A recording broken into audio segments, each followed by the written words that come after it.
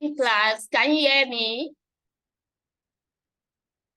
We can hear you, ma. Good morning, ma. All right. Good morning, everyone. How are you today? Fine, thank you. Okay, so I'll be going straight to my class, and we'll be talking about business model canvas. So we'll be learning about how to write your business plan. So before I proceed, how many of you have your business plan written? Do you have a business plan already? A wave of hand.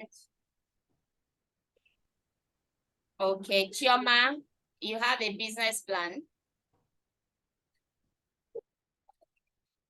Yes, ma, I do. Oh, Good morning, wow. ma. That's great. Any other person? Ruth Amarachi, you have your business plan too. Very good. So, yeah, I can see your hand. Yeah.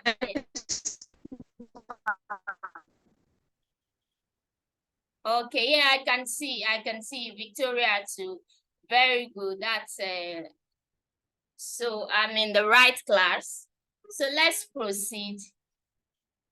So before we go into business plan proper, we want to talk about business model canvas. So how many of us have heard about business model canvas or personal model canvas?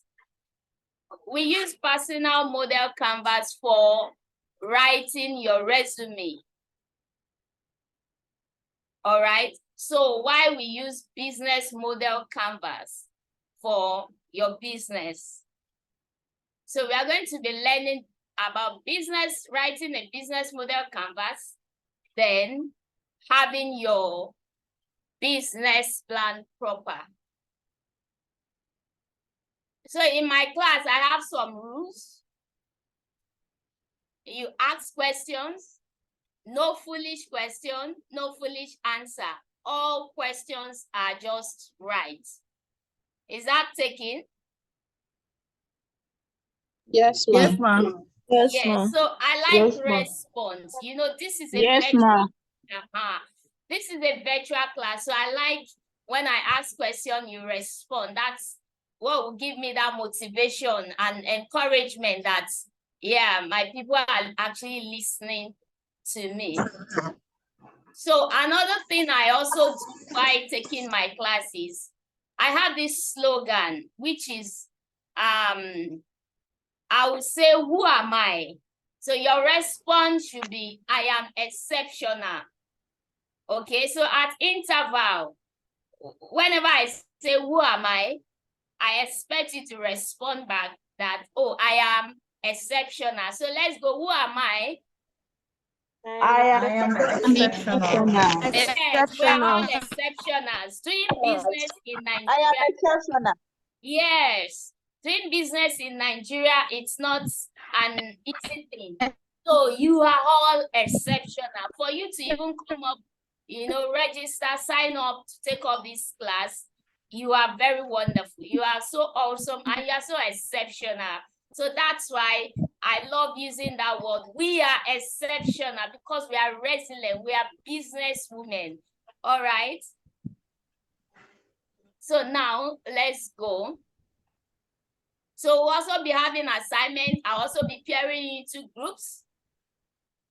Yeah, so when the time comes, you know, the admin will add you to the group and you go for your assignment when the time comes. So let's go into business model canvas. Business model canvas, who can tell me anything, something you know about business model canvas? 1, 2, 3 people.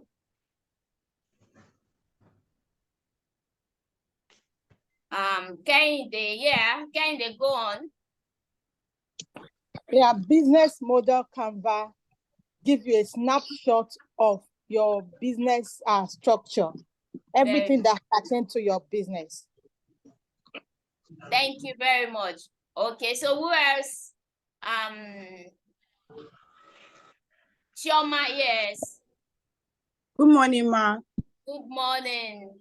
So a business model Canva is seen like a very strategic tool or document that you can use to, analyze and see what the business, the model or the design of the business you have brought up would look like in the future. And it also helps you to also develop your business plan to be very strategic and so also it's like on a the right track. stepping stone to your business plan, right? Yes, ma'am. Thank you very much. Who else want to go? Okay. All right, so let's proceed. So in carving out or writing or building your business model canvas, we have just 9 steps. All over in the world, business model canvas has 9 steps. So you will see some application, they won't ask you to submit your business plan. What they will ask you to submit is your business model canvas. So, and that is why business model canvas is also as important as your business plan. But the good thing about your business model canvas is that once you have it well written, it will give you a boost or a lift for your own business plan. So we'll be going into business model canvas for the first hour of this class. We'll go for a break, then we'll come back for the business plan proper. So what are the 9 steps in building your business model canvas? And we have it here. Can you all see my screen? Yes, ma'am. Oh, very good. Yes, ma'am. Yeah. So Yes, ma'am. yes. So now business, we have the 9 blocks. So I'll be taking it one after the other. We have the key partners. So when we are saying business model canvas, you have the 9 blocks. So the first block, we are looking at the key partners. So who are your key partners? So I want, okay, Chioma, you raised your hand. Do you want to say anything? Sorry, I thought I already brought down my hand. Let me take it down. Okay, so now I want to have 3 ladies, then from different industries. So we'll use your business to design this model canvas. No, a business from agriculture, can we have you? A business from fashion line, can we have you? Then another business from another industry. If you are there, just Kehinde. Yes, ma'am. All right, so what's your Agriculture, ma'am. sector? Fashion. Yeah, Kehinde, I am into agriculture. Yes. What line of business are you into, please? I'm into agriculture. I sell cows. Agriculture, very good. So now when we are building a business model canvas for an agriculture, someone who is into agriculture, so who should be your key partners? My key partners are the source of my cows, people I buy cows from. They are my key partners. Okay. Yes, the drivers that carried my cattle to the farm, they are key partners. Okay. My staffs are my key partners. Okay. Then the people that I supply to, they're my customer segment. Yeah. Thank They're you very much. So can we pick someone else? Akinwale Jesutosin. What industry? Good morning. Yeah, good morning. Okay. Your key partners. So I'm into natural drinks. Okay. Like Zobo and fruit juice. Okay, so who are your key partners? Okay, so my key partners are majorly fruit suppliers. They are majorly fruit suppliers, so they could be farmers, or they could be and they can also be market women. Okay. So and other partners that I have who are my key partners could be my wholesalers, people that I sell to after production. All right. So now I'm so happy that most of us, we know who our key partners are. So in building your business model canvas, you already know your key partners. So I will be sending you the template later to also help you guide you in building your own business model canvas. So you have to list your key partners. Under the key partners, So in choosing your key partners or looking for your key partners, you should look at partners that will help you reduce risk in your business. You know, so acquisition particularly, like someone who is into agriculture, into cow sharing. So maybe groups of caterers come together to buy a cow and share. You know, that's another way of reducing costs, reducing risk. So that's a way you can also pick people in that circle as your key partners. Okay, so can I have one more person who is different entirely? Folake, another industry. Yes, good morning. Good morning. Yeah, I'm into food. I'm a chef. I do Into what? food packages by the side. I'm a chef. Chef. A chef. Chef. Okay, yeah. Yeah. Okay, so who are your key partners? Yeah, so I do food packaging by the side. That's food packaging when you have parties. Then I do soups in bowls too. Okay. All right, so now with that, you've been able to identify your key partner. So if you are also listening, and this is a learning class, so I want you to also be feeling it that, okay, regarding your own business, fill this business model canvas, because this is part of the assignment we'll also be having at the end of the class. So fill your key partners in your own notes. You can see my notes. So fill down your key partners as we progress. So now let's look at the next building blocks, your key activities. So the three people who have answered in the first place, what are your activities? I know Folake, you answered. Chioma, you answered. So what are your activities? What you do on a daily basis, the value you give, what's your distribution channels, your customer relationship, your revenue streams of income. This is all what should be under your key activity. So can we get examples of your key activity? My own key activity as a cattle farmer is feeding of the animals, cleaning of the pens, then supply, if there's another. Those are my activities. Yeah, very good. So, you know, this model canvas is very good. It's just like a stepping stone. So you understand your key partners, you understand your key activities. So when you are writing your business plan, it just gives you like express road because you already have foundation. So very good. Thank you for that. Can we have someone, Folake, your key activities on a daily basis? Okay, on a daily basis, I check my WhatsApp to check if there are customer orders, and I also reach out to the customers. So I reach out to my suppliers, those that supply me plastic, supply me tomato, pepper, as I will need this, rice, and the rest. And then we cook according to order, we pack, and then I look for a dispatch rider to do delivery to the customer's address. All right. So those activities at the end of the day, does it bring in income for you? You know, your activities, yes, they do. Yes, it should bring income for you.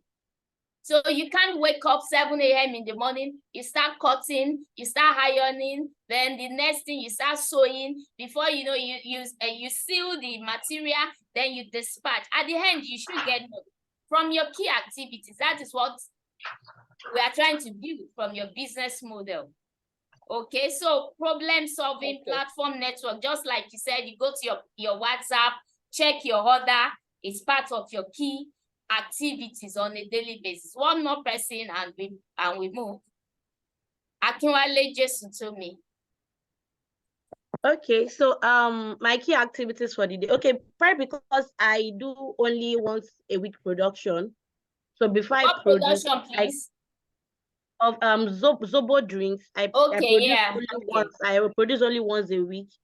So from Monday through Thursday, I make sure I create awareness on my social media platforms so that people can, make their orders. Then from Monday to Wednesday, on Thursday, I get every ingredient that I'm going to be needing so that I'll dispatch to my customers on Friday or Saturday by the weekend. So most times I do mine 4 days at a stretch, not really on a daily. Yeah, thank you very much. So we are getting it. So I'm really glad that we are getting it. So you understand your key partners, you understand your key activities. Then what's next? Your value proposition. What value are you giving? Ma, excuse me, I have a question. My hand is raised. Okay. Yeah, from what you just said, if I'm clear that the key activity must bring in income. Is that correct? Okay, so you are doing business, right? You're a businesswoman. So on a daily basis, you are into business for profit, right? So Yes. every activity you put into getting your business done, it might not be daily, it might be weekly, it might be monthly, but there should be income at the end of that activity. You can't spend money publicizing, doing adverts. At the end of the month, sales is not coming in for you, right? So that means if you are doing that and you're not getting income from what you are putting into production, then you need to check your model. You need to check what you are doing. Maybe you are not doing it right. But the bottom line of business is we want to make profits, right? Absolutely. Yes, we want to sell, we want to make profit. So those activities you put into getting that product ready, the product might be ready in 1 month, but whatever you have put into it, all the activities you put, buying the raw material, processing it, everything, all the activities, at the end of the day, you want to make profits. Thank you, Ma. I just want you to explain that so everybody's cleared on that aspect. Thank you so much. Okay, any other thing before we move to the next point? Jakun Olushola, okay. Yeah, Jakun Olushola, go on, please. Good morning, Ma. Good morning. I am into production of chin-chin and packaging. Sorry, I can't hear you clearly. I'm into production, chin-chin production and packaging. Okay, okay. I just want to mention my key activities. Yeah. Buying of ingredients, preparation and packaging of chin-chin. Yes. Marketing and promotion, order processing and fulfillment. That's all, Ma. Yes, so those are the activities put together. So it doesn't matter if it is daily. You need to understand it depends on your business, right? So if you have a daily income, then maybe your production, your key activities can be daily.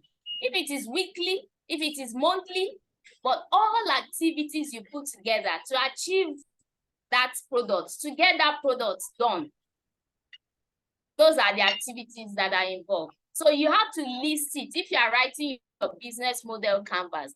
For instance, I know some programs that request for BFC. They don't ask for business plan.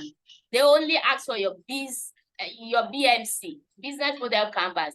And that is why we are starting from business model canvas before we proceed to business plan. Okay? So now, what value are you giving? What value do you deliver to your customer in that your business? You started with your key partners, okay? Then your activities, you've identified your activities, then what value? So that product, that chin-chin, what is the value in it? What will make me to buy your own chin-chin? What will make me to buy your own zobo? Okay, so which problem is your zobo? What problem can your zobo solve for me? I'm just asking all these questions because this is what will make you to think and to know exactly how to answer this in your own BMC. And that is why you can see that I've put out some questions. So these questions will prompt you to answer. So when you answer, you know how to put it down in your own book. So what bundles of products and services are you offering to each customer's segment? Do you have a niche market, or are you serving a global market, mass market? So you need to know. So which customer are you really satisfying? And these are what should be in your value proposition. So when you are looking out for the value you are giving, what value are you giving that I cannot get from another product? Okay, so let me pick Oluwabukola. Yes, good morning, madam. Good morning. Thank you for your teaching. I'm a bit confused. I was, I don't want you to assume that we know it. I want you to like give us example, just use a particular industry and give us example of how all the 9 categories of subtitles should be. For example, I'm into vocational and educational training, so I don't even know how to go about it at all. Thank you. Okay, so now let me pick from your vocational training. Let's say you are training on how to bake, right? Let's just pick that. So who should be your key partners? Partners are other people who are trainers. Partner could be online. How are you training? Is it online training? Is it on-site training? So if you are saying your key partners, maybe you don't have that facility. That facility you are using, that space you are using, the owner of that space is your key partner. If you say, okay, you are using online space, do you have a online learning hub? Or are you affiliated with another person? Or you can actually use somebody else's learning hub to train. So that person learning hub is your key partner. The facilitator that will come and train is one of your key partners. Are you getting that? Now, your key activities on a daily basis, you are just training on how to bake. So your key activity, you resume in the morning, you start training. So your activities are just training, mentoring, coaching. Yes, mentoring, most of it, coaching, mentoring, training. So those are your key activities. Then the value. Okay, you are saying you are training on baking skills. Let's just stay on baking skills. So what can they get in your own vocational center that they cannot get elsewhere? Do you have like AC in your training room? Then the other person, your competitor, you understand? So if you have something that you have that is better off, that people can pay to get, that is the value you are giving. Are you giving certification? Are you affiliated with a school, like international school, that certifies them at the end of the training? That's a value.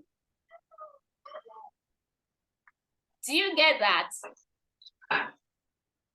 Yes, ma'am. Thank you. I appreciate it. Yes. So that's how to break it down. You are not into production, you are into service. So you pick it from that angle. So service, if you have the facility, do you have AC, do you have standby generator, do you have security on check? Those are the value you are giving. I want to come to a place that I have that assurance that my security is guaranteed. I won't be in a hall that I'll be sweating. You know, those are the value you are giving. I can get internet access when I come to your training room. Those are the value. Okay, Oluwayemisi. Yes, good morning and thank you. morning. Can you hear me? Yes. So to the last question, the last person that asked the question is like, it really helped me because I could I'm into export. It's like a service also because I'm into export, logistics export.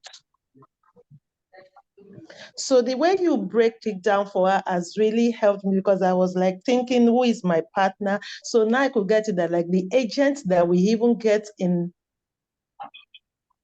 the airport, because the agents were not really directly the agents. So there are still some agents that are registered with custom and all those things. So those are like my partner. Yes. So what you just need to do is get their contacts, detail it. Because some application, they say detail your partners. So you write their organization. So company is my partner. So you know, because we are in service, you need to really define it. Please continue. Thank you. And also for my revenue, the activity, what I can do, at least I can, to make them come to me, if I say, I will pick up from you, deliver that, you know that, okay, we deliver. July will say, okay, these are examples of what I've delivered, that they got their goods, their tracking numbers, that's are the values.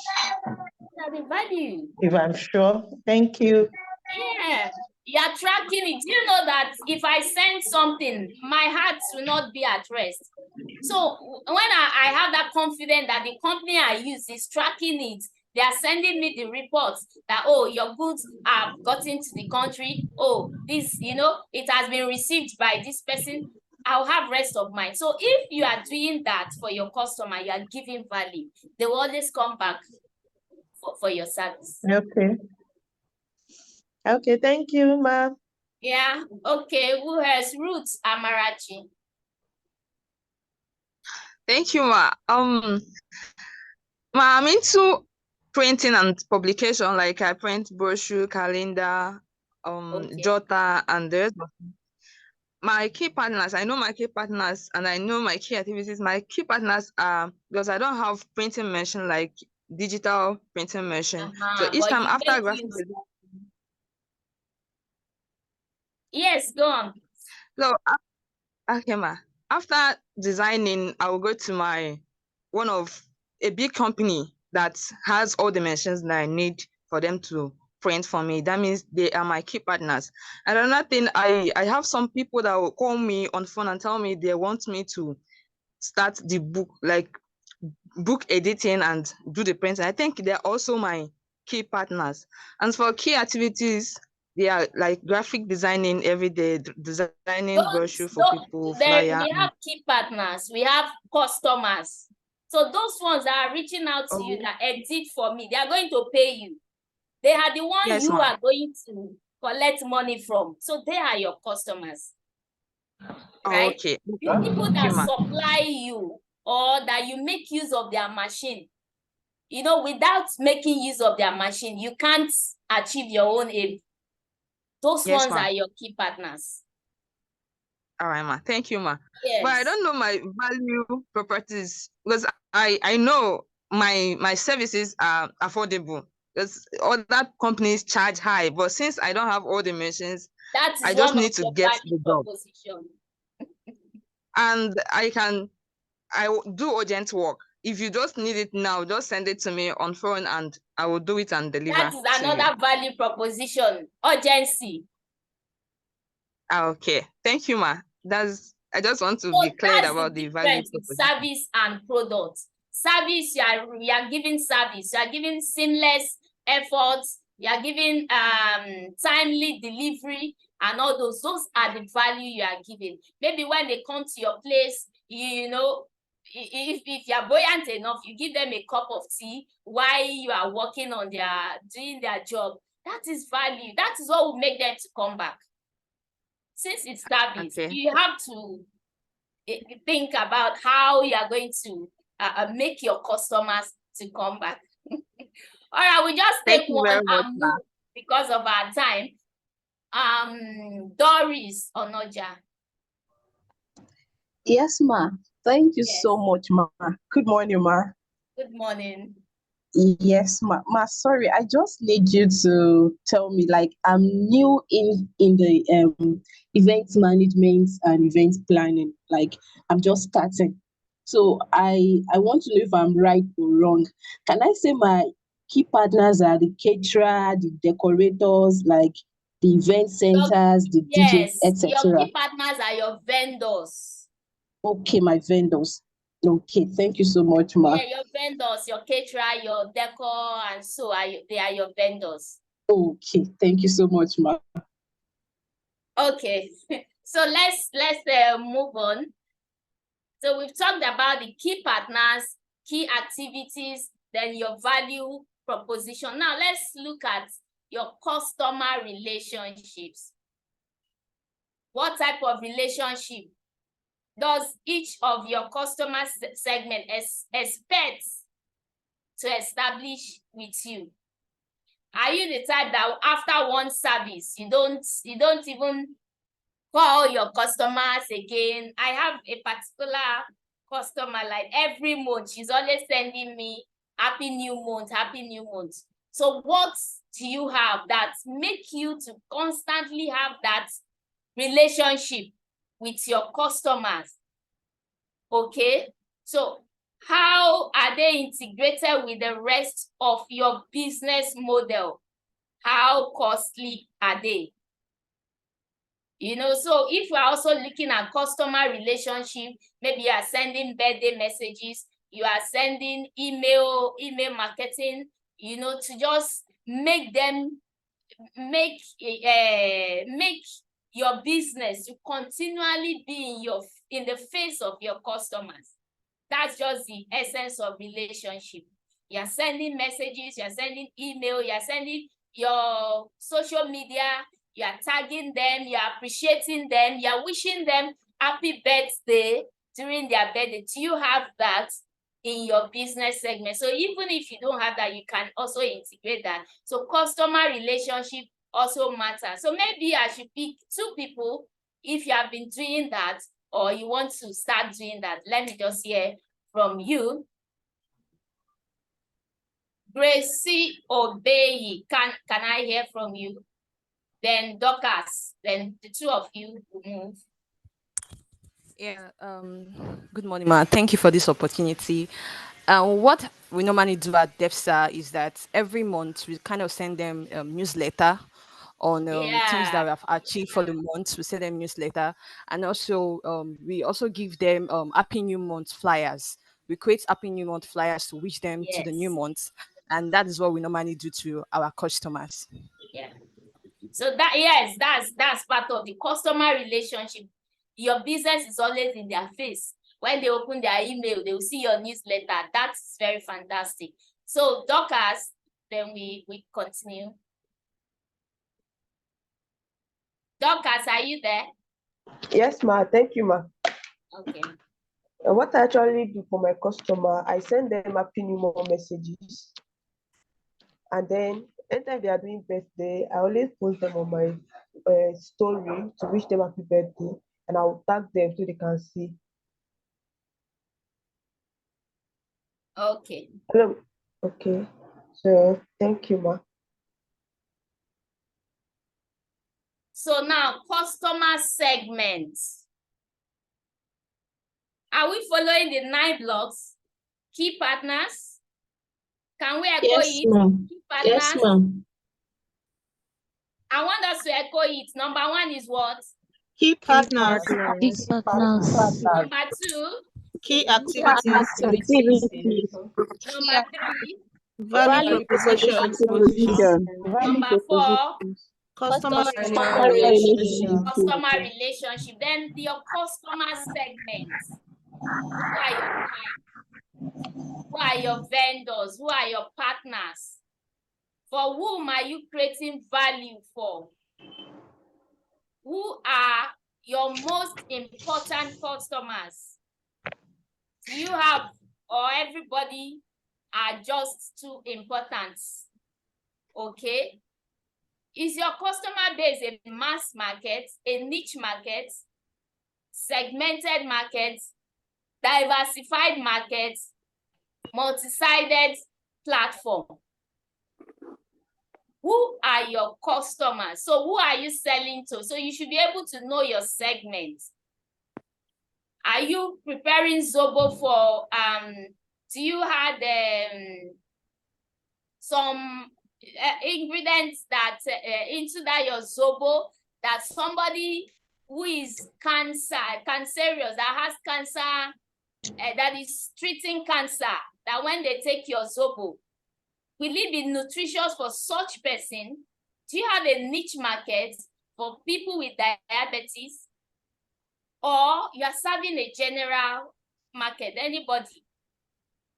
So let me pick from 2 or 3 people. Let's hear, if you have a niche market, let's hear you. Then if you have a mass market, let's also hear from you, so that others can also learn from how you have segmented your markets.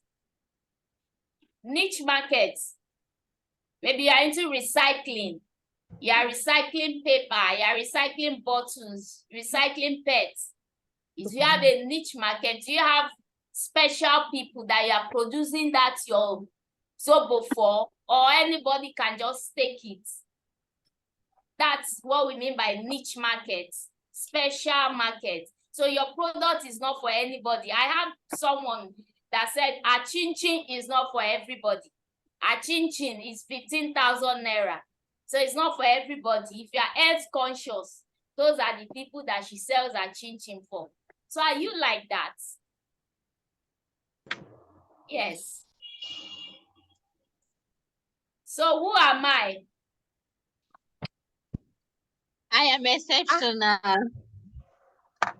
Who am I? I have a niche market. I am exceptional. I am exceptional. I am exceptional.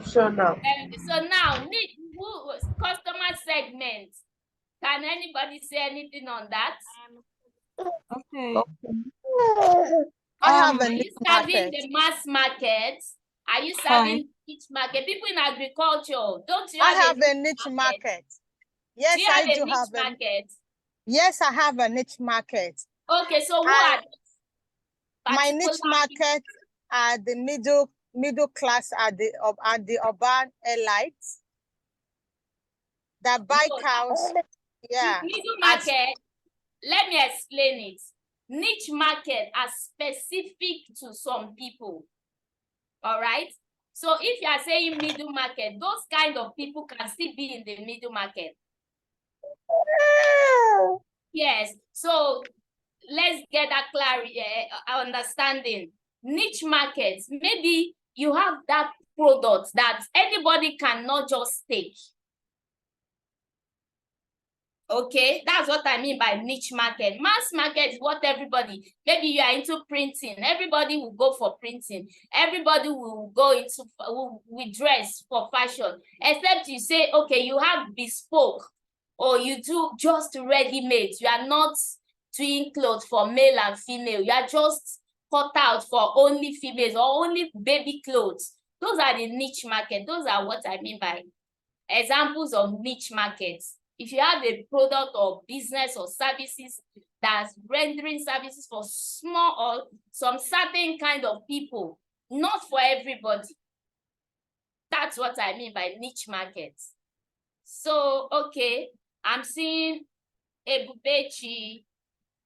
Yeah, Chidera, Ebubechi. Okay. Yeah, go on, Chidera. Hello? Hello? Hello, I'm into spice production. Okay. For food purposes, not for other purposes, Okay. just for food. Okay. So my niche market is for people that care about their healthy living.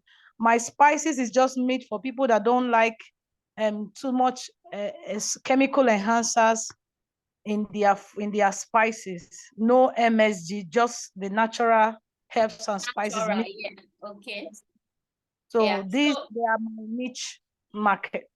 So that means you can't even go outside of that jurisdiction. You can't sell to everybody. So that means you have your certain target audience the middle Yes, class, the high class, whatever class, but you Yes. know that these are the people you are targeting, people that are conscious of their heads, and so those are the niche market. So who has Oluwabukola? Well done, Ma. Thank you for your teaching. And I want to appreciate your time. I've done a kind of thing like this before. I didn't take time with this business canvas, so I don't want to miss any opportunity now. So for my business that is a vocational educational and training institute, who is going to be my niche market?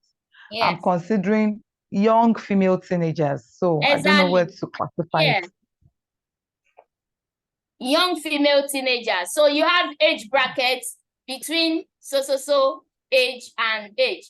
So anybody that is outside that age, you know that you are not cut out for them. Okay, all right, thank you. Yes. So you are strictly with your niche. You focus on your niche because the market is large, the market is big. Just cut your own and move, right? So that's why if you have that understanding, you won't go into competition unnecessarily with people that, okay, you are making it, I'm not making. No, follow your lane. That's just business. Understand your niche. So who else? In mass market, nobody from mass market, not top notch. Good morning, I'm here. Good morning, okay. Okay, it's about our niche market. I'm into laundry and dry cleaning, Okay. and the market is unfortunately saturated. So my niche market, because our pricing is quite different from almost everyone around, is for people that actually care, people that actually buy expensive clothes and they want to maintain those clothes for a long period of time. So it's not just, okay, I'm bringing my office wear, I just want to wash and iron. No, what we're actually doing is garment care. So we are looking at the fabric and knowing the best way and method to care for your fabric. And when I first started, it was looking like how many people would patronize our service. But along the line, over the years, a lot of people, clothes are very expensive now, even lace and all that. So they just don't want anybody that would mess up their fabric. And it has been going on well. So my niche markets are people that actually care about what they wear, spend a lot to acquire their clothes and want to maintain it for And a that will period be your of time. focus. Yes, that's what I've been That will be your focusing on. focus. Those are the people you will be targeting. Serious marketing, Yes, exactly. and focus on them to ensure that all those their money, they bring it to your own company. Yes, That's and just my one niche customers, market. yes, ma. And my customers have been one of my biggest referrals to other people as well because of the value that we are giving them. Thank you very much. Folake Thank you. Olatunji. Okay, thank you so much. I'm really enjoying the training. So I don't know if I could categorize this as my niche market, but starting out, one of my major focus was that Sorry, I want can't to hear serve you people clearly. in their offices. So those are busy professionals now. There are people that don't want to be sending cleaners to get food for them or have to leave their offices to go and get food. So those were the people I was actually focusing on. And I think that's what I've been doing really. So I just work Monday to Friday. Like when people come in, I say I only serve office people. Office people close. They only work Monday to Friday and they close by 4. So I'm done. When the office is closed, I'm also closed too. So that's basically where my focus and target is when I started out. Okay. Thank you very much. So let me take Ayobola and we move. Ayobola, mass market or niche market? Do you have? Okay, good morning, ma'am. Thank you for the Morning. opportunity. So mine is a niche market. I'm into ladies wear. I sew clothes for ladies, just ladies alone. From the age of 1 year to 50. Okay.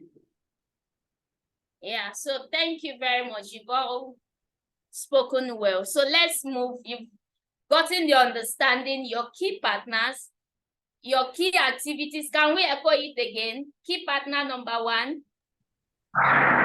Key partners. Number 2. Key activities. Number 3. Value Value proposition. Number 4. Customer relationship. Number 5. Value Customer segment. Customer segment. That's Customer 5. So, segment. yes. So we have 9 blocks that makes up a business model canvas. So anywhere in the world, it just has to be 9 blocks. So let's move to the next block, key resources. So what key resources? Okay, do our value proposition require? What's your distribution channels? What's your revenue streams? So what resources do you use? In producing chin-chin, what do you use? Production machine.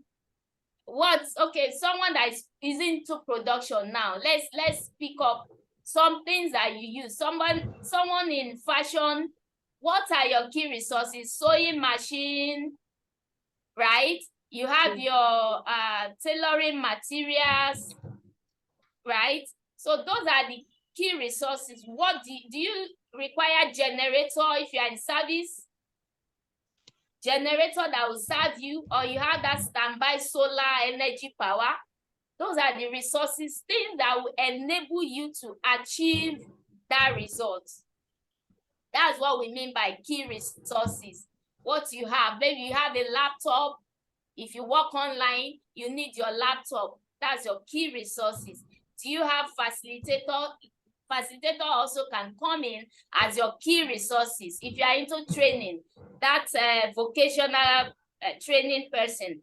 So your trainers, your facilitator, they are part of your key resources because you need them on a regular basis to achieve your aim. Okay, so at the end of the day, your key resources should add to your revenue streams of income. So if you are into training, what else do you do? Do you charge for mentoring? Do you charge for coaching? These are part of resources that should give you your revenue. So you won't just train. So you have streams of income from training. You have streams of income from mentoring. You have streams of income from coaching. Then maybe you are selling handouts. All right. So key resources, what intellectual brand do you have? Do you have the social media platform like your Instagram and the likes? That could be your key resources. Maybe if that's where you operate your business, your financial account, your human capital, right? Your patent rights. Do you have your CAC, your business is registered? Your CAC document can be your key resources. Okay, so we are looking, if you are putting up your key resources aspect in your business model canvas, you are looking at those things that help you to bring value. What do you use on a daily basis or on a weekly basis that helps you to achieve your aim? Can we go Akinwale Jesutosin? Okay, well done, ma. Yeah. All right. So as a global producer or production person, my key resources will be my hibiscus flower, that's the zobo leaf, my freezer. Okay. Fruits. Then moving to, okay, then the human capital, because I get people that I have someone that works with me if I want, whenever I want to produce. Then moving to the digital part, because I have customers online, so I have my phone, my laptop, social media platforms and all. So those are the platforms that should help you to make income. That's what we mean by key resources. Yeah, thank you very much. Gifts. Hey, good morning, ma. Good Good morning, morning. ma. Can you hear me? Okay. Yes. We are into production of chips. Chips, okay. Yes, ma. Plantain chips. So Yes. our key resources, we use the gas cylinder. We have to Yeah. vegetable oil. Yeah. Okay, so for now, the machine that we use to cut the chips have not been properly fixed. So we do manual cutting. Your laborer are part of your key resources. The Yes, people yes, our laborer is part of our because key if they didn't resources. resume Yes, that day, that means you are not that going to. yeah. So Yes, they are ma'am. very important. They are part of your Yes, key ma'am. Then resources. when it comes to our packaging, after packaging, the sealing machine that we use to is part of our key resource. Then light or generator for sealing our products. Okay. Thank you very much. So let me take Jess. Jess, I'm trying to pronounce your name. Yeah. Jess Hisense. Good morning, ma. Okay. Yes, ma. Please go on. Your key So resources. I make resin art and gift items. So my key resources would be the resin itself, the chemical, the colorants that I use, the molds that we use to do it, the my packaging, then my phone for creating content to promote the items. Yeah, and data, obviously. So I So think those are you my should major resources. understand that without having all those things, that means the business of the day, you will not achieve it. So that's Yes. why key resources are also very important in your business model canvas. So when they say send your BMC, all these things must be there. They want to see, okay, who are your partners? Who are your key? What are the key on a daily basis or weekly basis? What do you do? So that is the essence of DMC. So you should understand all this. Very simple when you understand. So let me pick Nofisat Abdurrahim. Yeah. Yes, ma. Yes. Thank you very much, ma. Yeah, I'm into fish business, ma. What? Processing of fish business. Okay. Fish Okay. business. Yeah. Yes. So my key resources are oven, pond, water, sealing machine, and all the packages, my phone that I use to make content and graphics sometimes, and water, electricity. So those are my key resources. So that means if you don't have electricity, no work for that day. Yes, because I need electricity to seal the packages, the fish. So all right. So yes.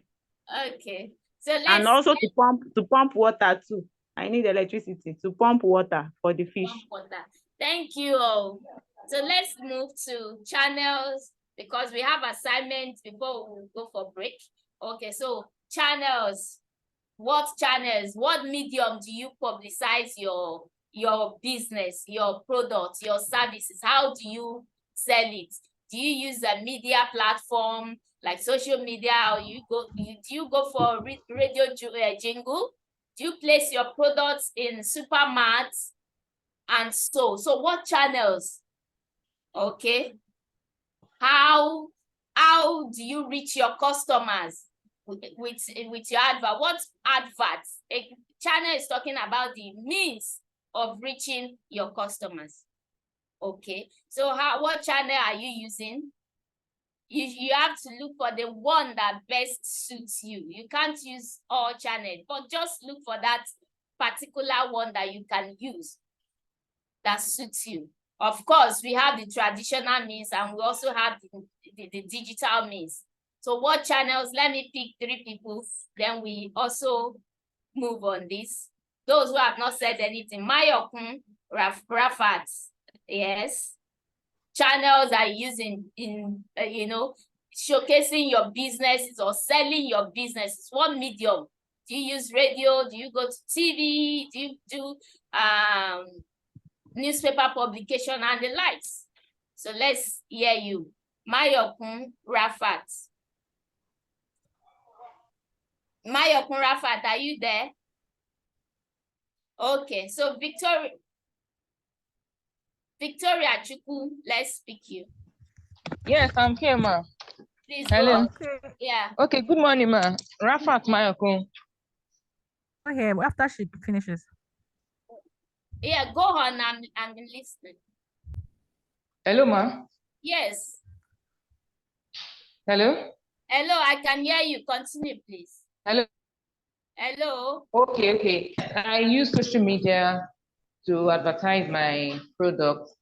Then I get referral from my customers. You know, anyone that have done things for, make clothes Word for, I'm a of fashion mouth, designer. marketing, and so. Yes. So I get referral from my customers as well. Customers. Then I make use of most of the social media platforms. I use my WhatsApp, my Facebook, my Instagram to advertise. All right, that's very good. Thank you very much. So let me pick Ebubechi. I've not spoken, ma. I've not spoken, Victoria. That was Rafiat. Okay. Oh, sorry. Okay, Yeah. go on then. Okay, so so what business? Sorry, Victoria. Yes. Rafat, what business? What industry? What sector are you? I'm a fashion designer. Fashion business. Designer. Okay. Yes. Thank you very much. So Victoria, let's. Okay. Yes, my business is entertainment. We're into music production and entertainment. And yes, and marketing. Yes, music production. Okay. And marketing. So we have a music management. We manage for now. We're just 2 artists on that label. So our channels, what we use to project ourselves, basically is Spotify and yeah. Okay. Boomplay for Nigeria, Spotify worldwide. We also have which other channels do we have? We have Audio Mark Nigeria too. We have there are so many of them. Streaming stores worldwide generally. There are about I think 100 over 100.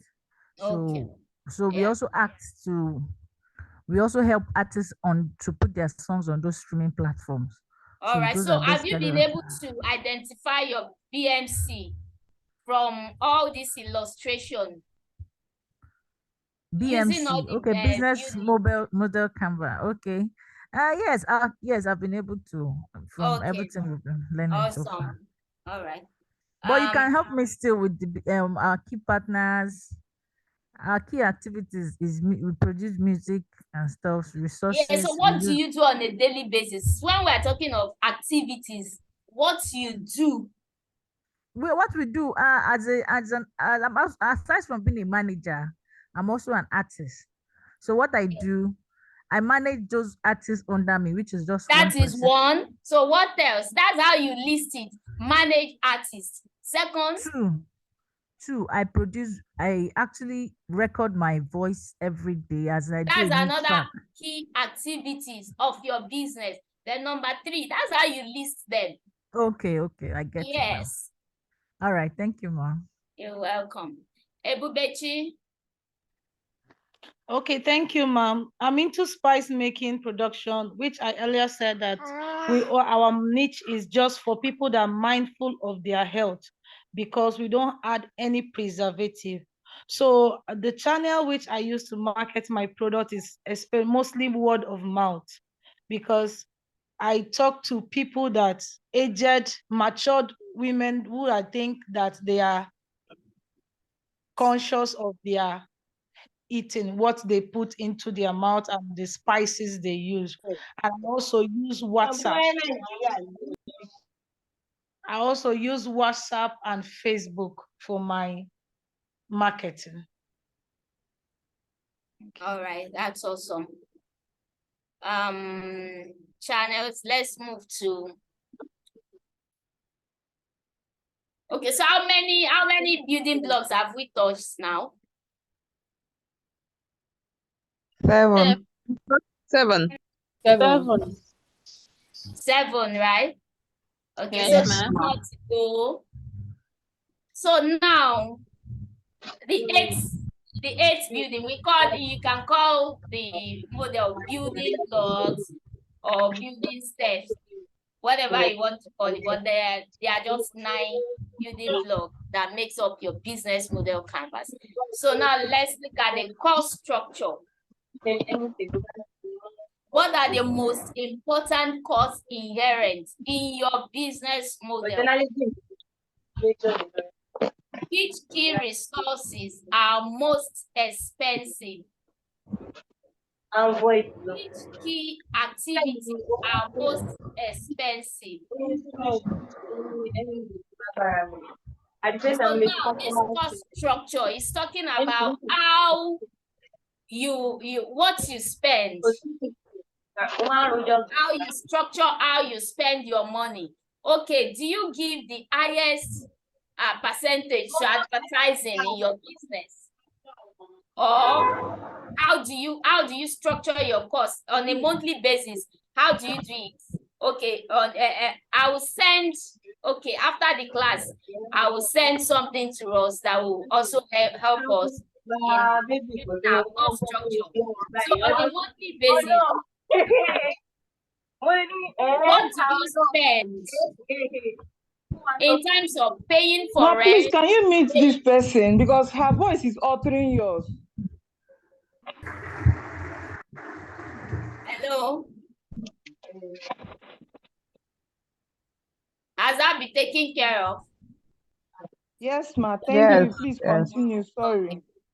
Okay, so now we are looking at how much you designate for each of the departments. Do you put highest cost into your production, or into your operation cost, or into your advertising cost? How do you structure the cost? On a monthly basis, you want to pay for rent, you want to pay for electricity, you want to pay staff, and the likes, material costing, production cost, and the like. So what percentage, how do you allocate percentage each of what you spend? That is what this cost structure is talking about. So whatever you put money, the more. Somebody who is into production, I'm sure you want to put more money into production. Somebody who puts more money Sorry, into ma'am. operation. The person is still making noise. There is noise on the ground, please. Ma, someone is making noise. We can't hear you properly. Sorry, ma. Can you Somebody please mention their name? Juliet, Onoja, and Elizabeth, okay? Please mute their mic.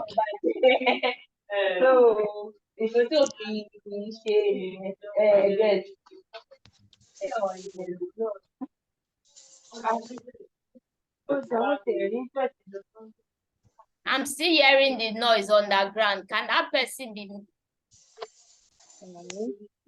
Okay. So cost structure, like I said before, is how you are able to manage your cost per department or per segmentation. Maybe in operation, you have marketing department, you have operation department, you have production department. How much do you allocate to each of these departments at the end of the month? That is what this cost structure is talking about. So some people, they allocate the highest number of money into production. Some is into operation on a daily basis, how they spend, what on a regular basis, monthly basis. Why some goes into marketing? Who is that talking on that? So is that gotten? That's what cost structure is talking about. So, but you really need to know and focus on that cost that will give you less cost but great value. What do I mean? You spend less. For instance, let's say you spend like 20,000 for adverts on a monthly basis. So that advert will be able to give you income that is more than 20,000. And you can look at how to What's happening? Can one mute? Admin, can you do something?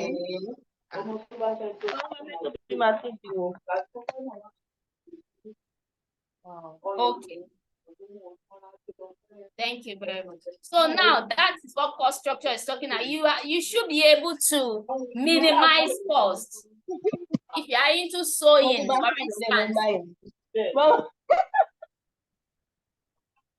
So you look at how to get your material at a very reduced cost.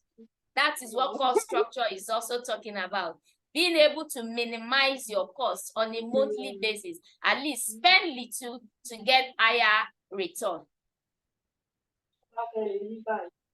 So before I pick anybody to talk, let me just go to revenue streams of income. Then I can pick people to say something on that. So revenue streams of income, of course, different types of income that is coming to your business. So if you are into fashion, you can sell material, you can train people on how to sew. Getting income from sewing, you'll be getting income from training, you'll be getting income from selling materials. So your business will be able to have multiple streams of income. So you are not just streamlining on one particular product. That lady that is into Zobo production, you should have like another type of drink that people can say, okay, if I'm not buying Zobo, let me buy something else. Then you can also look at training people on how to make nutritional Zobo. You also be getting income from that aspect. So that's what we mean by revenue streams of income. So you should be able to get different things from that your line of business. Okay, so now let's show the floor open, because we'll be going for, I'll be giving you my assignments. You go and you'll be going into groups. Then from there we'll go for breaks. So first, cost structure. Anybody that wants to say something on cost structure, how are you being able to minimize costs in your business? Am I having the same hands on Onome? Onome, you can speak. Sorry, please, can you repeat your question? Okay, yeah, cost structure. How are you minimizing costs in your line of business? How do you reduce costs to get at least higher income with the little money you spend on publicity or advertising or cost of production, at least to get higher income? So how are you being able to minimize costs? How many staff do you have? Do you need 10 when you do you need 10 people? Meanwhile, you have 20 people, and it's just 10 people that you need to run your business. Why go for 20 when you need 10? So when you realize this, what do you do? How do you minimize costs? That is what we mean by cost structure, minimizing costs to ensure you achieve your targets. Yes, please, Onome. Okay, Murphy Glory. Yeah, Murphy Glory.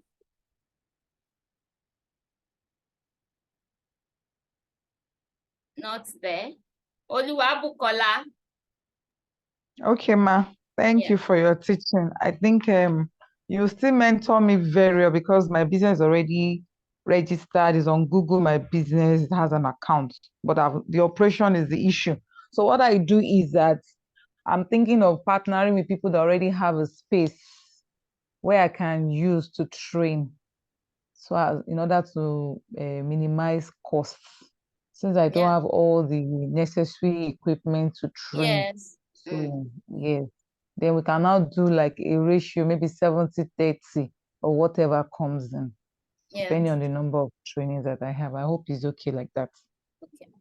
Yeah, so but meanwhile, how do you reduce costs now? Or you've not even done any one job? I have not. I You've have not. not. Okay. I have All not. right. So Oyima, Kosi. Excuse me. Yes, ma'am. Here. Yes, Good please. afternoon, ma. Thank you Good very afternoon. much, ma, for the class. My name is Kosi. I'm into fashion, though. I make You are female into wear. So what? how I'm into fashion, though. I'm a Fashion. fashion designer. I'm into female wear, Okay. African female wear. So how we cut costs in our business? We source fabric for ourselves. Like we source our fabric than buying. We go to places of where we have like maybe the suppliers, we buy from them, thereby cutting costs. So in order to reduce some costs too, we use electricity most times as against generator. So we do home delivery to cut costs as against all these dispatch riders. So that is how we reduce costs in our business. Thank Yeah. you very much. Yeah. Thank you. Who else? Essie. Hello, ma. Good morning, Yeah. ma. How do you cut costs? Okay, ma. I'm into cake and pastries. So most Okay. times I do chin, and this is how I cut my cost. I realized that whenever I buy in small quantity, it's more expensive. So, for instance, if I need like a paint of flour, so I'd rather buy two paints when I know that it will be at cheaper rate. And another thing I do is that most times whenever I use gas, I realize that it is more consuming. So I make use of hot plates.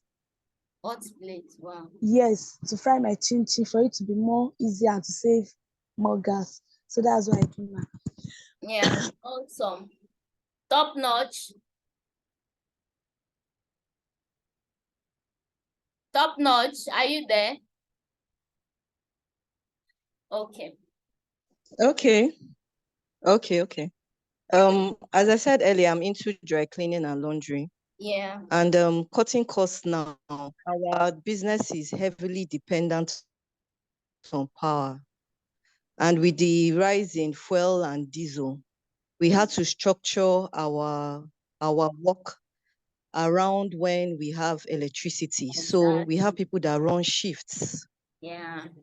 Yes, we have people that run shifts. Then we only put on our gen if we have maybe an express service that we need to run, but we had to run shifts. Then we had to cut down our staff. So if I'm paying one staff about 50,000 naira, I had to cut down the number.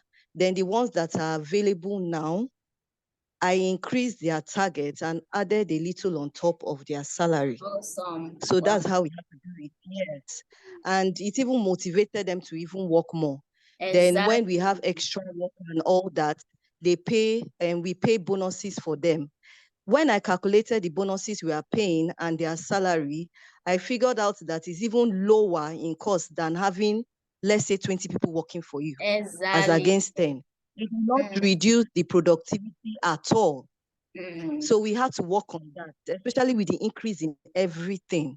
So instead of buying from retailers, we started going directly to the source, the wholesalers, to source for our chemicals and treatments that we used. So that's how we're able to cut costs this period. Thank Wow. you. Awesome. Is Thank Kenny you. Kehinde still there? She's into meat, cow rearing. Kehinde. Okay. So let's Murphy Glory. Do you want to say something? How do you cut costs? Okay, not there. So let's look at revenue streams. How many streams of income do you have as a business? So who wants to go? streams of income, the lady into vocation. Have you thought of that? Revenue streams of income that will help you in your business so that you are not just waiting on training. If you didn't train today, that means nothing will come in for you at the end of the month. So what other revenue source of income are you looking at? I'm thinking of online teaching also. Okay. Online teaching, that's all. That's the only thing I'm thinking of. Okay. Don't know. What about going out for maybe making presentations whereby they will pay you, maybe going to school, going to school, Okay. you know, making presentation in such school, but you have to make it in a way that they will have to demand for you so that you are not begging them. You understand? Because Yes. schools will need you, but there is a way you have to package yourself in terms of proposal. So they will be the one that always be calling you. Oh, we have this program. I want you to come and present this. And they will pay you at the end of the day because they are the one that are inviting you. That's another way of getting income. The income might not be too much, but at least you add up to your streams of income. All right, ma. I'll consider that, ma. Yes. Thank you. But look out for good schools that will need your service. Okay, ma. Okay. Murphy Glory, do you want to say something? Revenue streams of income? Yes, I'm into frozen foods and foodstuffs. So another source of income I now diversify is having a grinding machine to blend some crayfish or bono. So those ones is also giving me money. That's what I added to it, to my business. Yes. Ebubechi?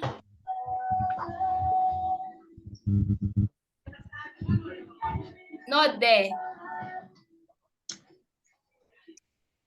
Kosiso? Are you there? Okay. So who am I? Sorry, let me raise down my hand. I'm exceptional. I haven't answered. I've been raising my hand. So who is Akinwale?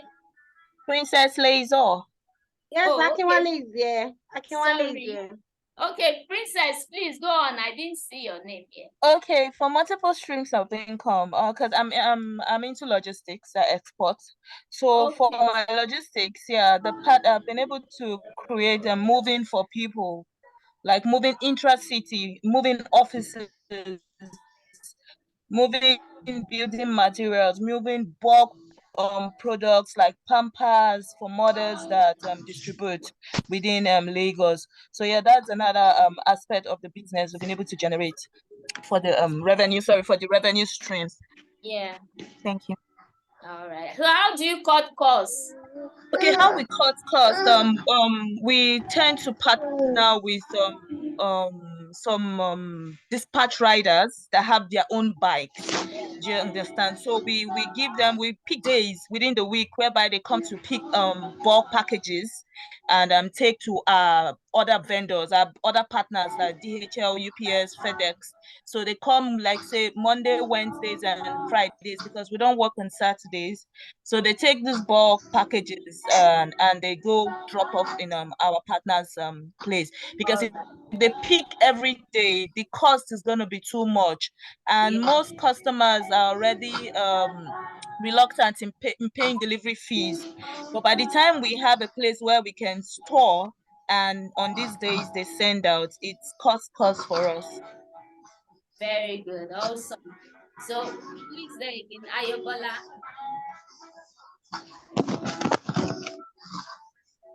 Okay, so I'm into fashion designing.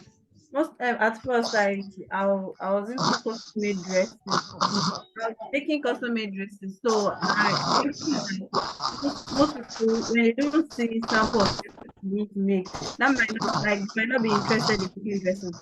So I went into making ready-to-wear dresses. So when they see, some people may not be interested in making dress at the moment, but by the time they see samples of dresses to make, they're like, wow, this is nice. Let me just get this. And I also go into selling fabrics to people. Okay, yeah. Thank you very much. That's awesome. So admin, please, you group them into put them into different groups. So please listen to your assignment. You have 30 minutes to deliver on this assignment. So you'll be shared into different groups. The admin knows what to do. So please listen to the assignments. Whichever group you belong to, you are going to pick a business sector. Then design a business model canvas for that business. Is that taken? Sorry, I didn't get that. So you'll be assigned to a group. So every member in that your group, you have to decide. You have to decide among yourself on the sector. Yes, that's what I'm explaining. You'll be assigned to a group. So in that group, you are going to decide the sectors you are going to work on. So each group, you are meant to design a business model canvas in your group for any business sector. All right. So you have the assignment for the next 30 minutes. The assignment is you are meant to go to your group now and do that assignment. You have 30 minutes to do that assignment. So by 12, you come back, we discuss a little before we go for break and come back for the final class, business plan proper. So admin, please, can you share them into groups now? Have you all gotten the assignment? You have to build a business model canvas for any business line, for any industry. Somebody from your group will defend that. That's tomorrow.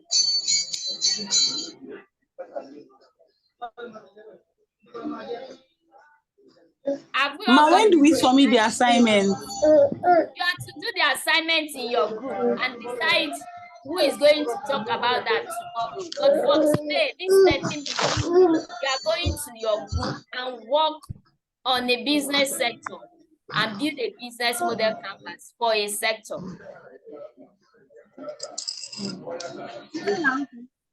So you have to identify yourself in that group. Okay, someone is going to show us in the group. Yes, the admin will do that. So my next class will be on pitching. So you are going to pitch. Okay. Someone from your group will come out or will have to pitch on that business model canvas that you are going to design today.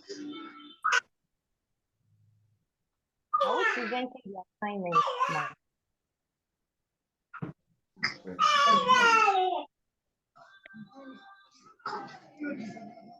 So sorry, ma, is the pitching is the admin and putting us in groups on this Zoom? That's in rooms. Yes. Yes, okay. Okay, because they have not done it. Okay. So you have 30 minutes to work on business model canvas in your group.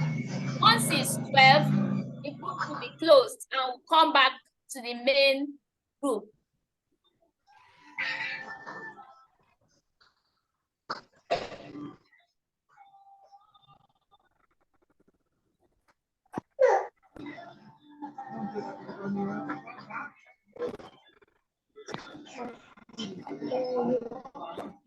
You will be assigned to a group. Don't worry, it will be done. I think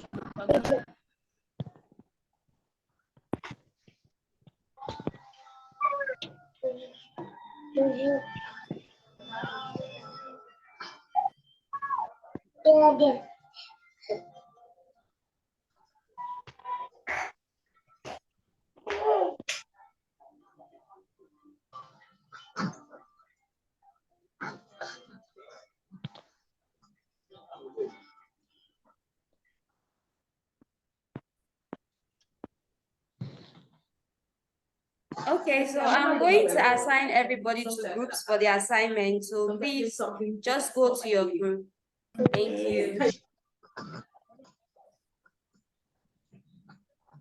Remember to identify yourselves in the group, your team member, your group member. Get to know yourself. Please, now we need the announce on the WhatsApp.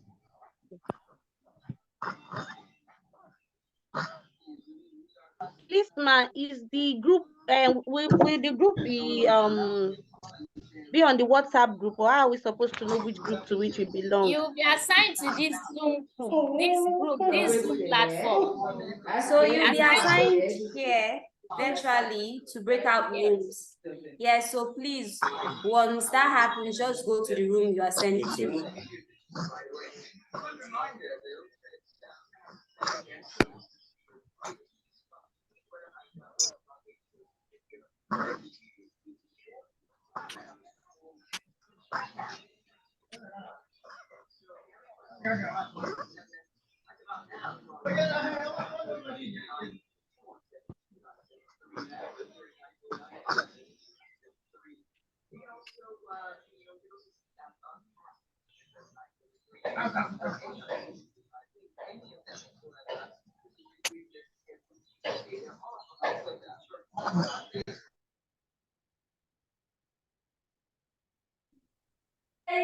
So I have created the rooms. So everybody just go to the rooms that you've been assigned to and have your assignments there.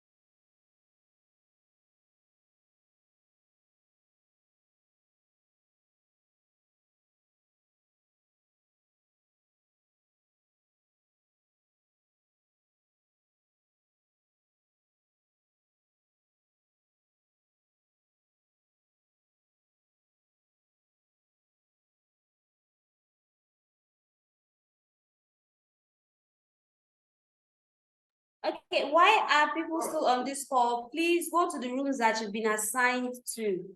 Go to the rooms you've been assigned to and participate in the assignment there. Thank you. Okay, sir.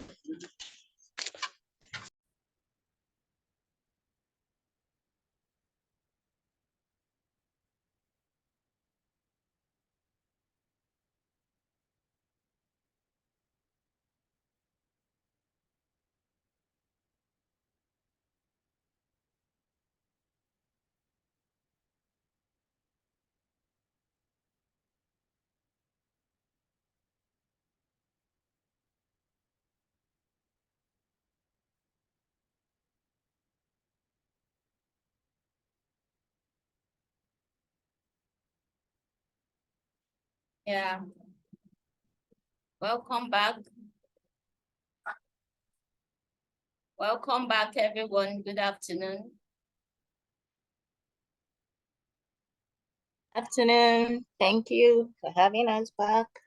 Yeah, so how was the last section? It was good. You got the contact of people in your group? Yes, Yeah, you created WhatsApp group because you'll be having assignment together. Oh, okay, we'll do that. All right. We'll do that. So, where are the other participants? We have just 24 people. Break is over. Please tell them to come back to class. We need to move. Okay. So business plan. Yes. Is another interesting topic, business plan. So some people raised up their hand the last time that they have their business plan. Have you submitted your business plan for a program before, maybe for grant program? I know TEF, you have to submit your business plan, and there are some other funding organization that will request for your business plan. So business plan, we keep hearing business plan, business plan. What exactly is business plan? Anyone, any idea?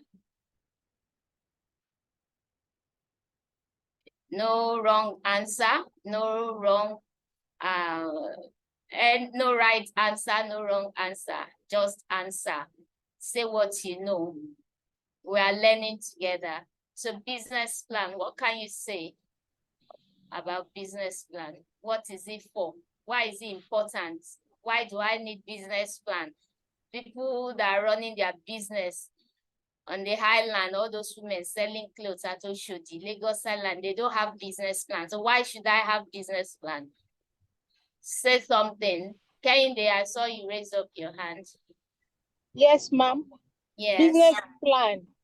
Business plan is like a roadmap. Okay. That guide you to every step of your business to success. And it's an essential part of business. Your business, yes. That can always be amended. I'd submitted my business It's plan not a static document. Business plan is not once for all. You understand? Once you have it, you can always change it, amend it, edit it, write it to suit the present need. Okay? Thank you, Kehinde. I saw someone else raise a hand. Any other person? Business plan, what do you want to say about business plan? What can you say? So business plan is model that helps you structure your business. It also is like a guide too that helps you know the process and the growth of your business and the failure or the lapses in your business. That is what the business plan is here. It helps you to be able to detect the lapses, the growth, progress that you have made. Awesome. Thank you very much. So meaning of business plan is just an essential document that provides a description and overview of your company future. The roadmap, just like Kehinde said, roadmap to your company. So it's a guideline. Okay. So now my question is, why do we need a business plan? You know, these days, that's the reigning thing. They ask you to submit your business plan. There is no application you want to apply for. They will ask you to submit your business plan. So why do we need business plan? Can anyone tell me why business plan is important?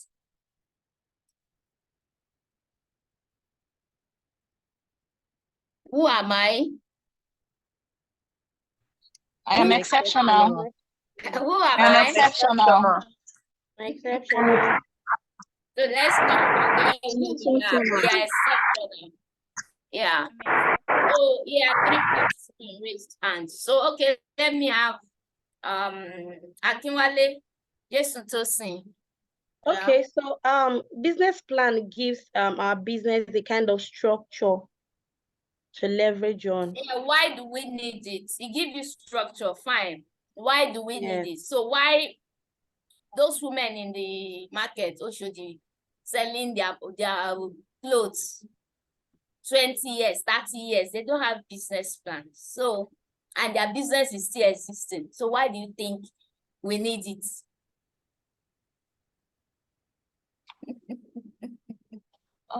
Yeah,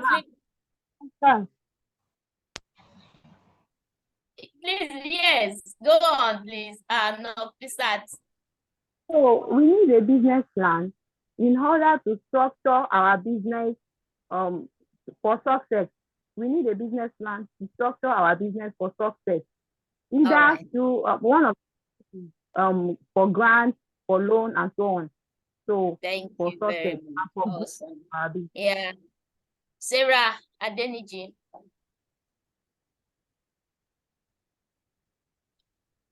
You raised your hand, Sarah.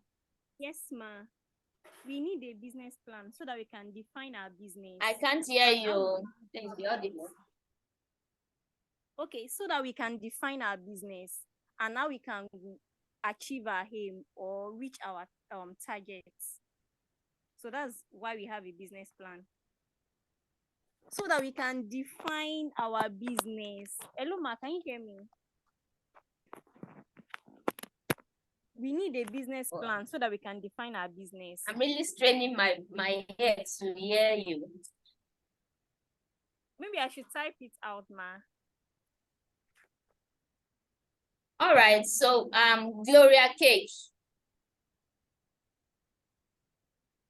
Good afternoon, everyone. Good afternoon. Yeah, I looked at why we need a business plan. I think just as you say, is a roadmap. We can't, without a business plan, we can't be compared with those who sells in the market for 30 years, 20 years without a business plan. It gives you focus. It structure your business. It enhances your business in order for you to get access to loan and every other benefit that your business may be entitled to. So without a business plan, I think it's like going into a business blindly, and I mean without being directed. It gives a guide where you are making it right and where you lacked, you need to step up in your games of business. I think that's just it. And it's something you need to be updated within 3 or 6 months thereabout, or a year interval, just to update your system business plan, and then you keep pushing up. So that's to my understanding. I don't know if I've made a point. Hello, ma. Hello, ma. All right. Thank you very much. So, simple meaning, business plan should explain your business strategy and your key goals to get from where you are now to where you want to be in the future. It's just as simple as that. So now, the essence of this class, breakout room in progress? No? Okay. Oh, do we still have people in the breakout room? No, I don't know. Probably. I've seen room Probably. Yeah, people still there. They had to come to the main group. 35 seconds to round up. Okay. Yeah, so now the essence of this class is not, it's just for you to be able to write your own business plan. Now, this is because if you want to give it to a consultant to write business plan, of course, we will charge you. It's not free to write business plan. So you can also write it yourself and become a consultant to even other people that need the service. So that's the essence of this class. So that's why I'm taking my time to break it down for you. It's as simple as you can think. So look at the last session, business model canvas. You can agree with me that within 1 hour, you should be able to build your own business model canvas with that steps, right? Yes. Yes, so that is the way it is. So you should also be able to write your own business plan, at least with this simple step. There is this ideology of business plan. Some people say not until you have 100 pages of business plan before you can say you have a business plan. Well, while some other people will say, oh, if you have four pages, you are good to go. That depends on you. And another thing is that it also depends on the organization. For instance, if you are requesting for loan from BOI, they have their own standard structure. It's up to all those 67, 70 pages of business plan. So they have their own structure. They have their own consultant that they are going to give it out to write it for you. And of course, they are going to pay for the service. So if you are going to get a loan from BOI, you should know what is obtainable. There are also some applications. If you are applying to Tony Elumelu Fellowship. Sorry, ma, can you bring back the first slide, please, if you wouldn't mind? The first slide. I'm sorry. Thank you. So if you're also looking at applying for the Tony Elumelu Fellowship, Tony Elumelu will ask you for just 4 pages of business plan. So if you have that comprehensive business plan, all you just do is copy and paste, edit it into 4 pages and submit to the fellowship application. Flourish Africa also have their own templates. Faith Foundation has their own templates. You understand? So you can't be moving because this one says it must be 20 pages. So you should have business plan of 20 pages. Because this one says it must be 50 pages. It is only when you have 50 pages business plan that you have a standard business plan. The truth of the matter is that work your business plan according to wherever you want to submit it to. Most of the time, we have this business plan. We don't even submit it anywhere. You only have it in your archive, except for programs that demand for it. And when they demand for this business plan, they have their own specification. They have their own templates that you are going to follow and use. So in a nutshell, the essence of this class is just for you to have that understanding of what business plan should be. Okay, so it's not about numbers, right? But it's about understanding of a business, having a roadmap for your business. Do we all get that? Who am I? I'm exceptional. I'm exceptional. Yes. Thank you, So I am exceptional. I'm exceptional. Do you understand that, my explanation? I'm exceptional. Do you all understand that explanation I made on the business? Yes, ma'am. Yes. Yes. Okay. So giving out step-by-step guide on how to, before you start to write your business plan, all you need to do is just first research the industry. If you want to go into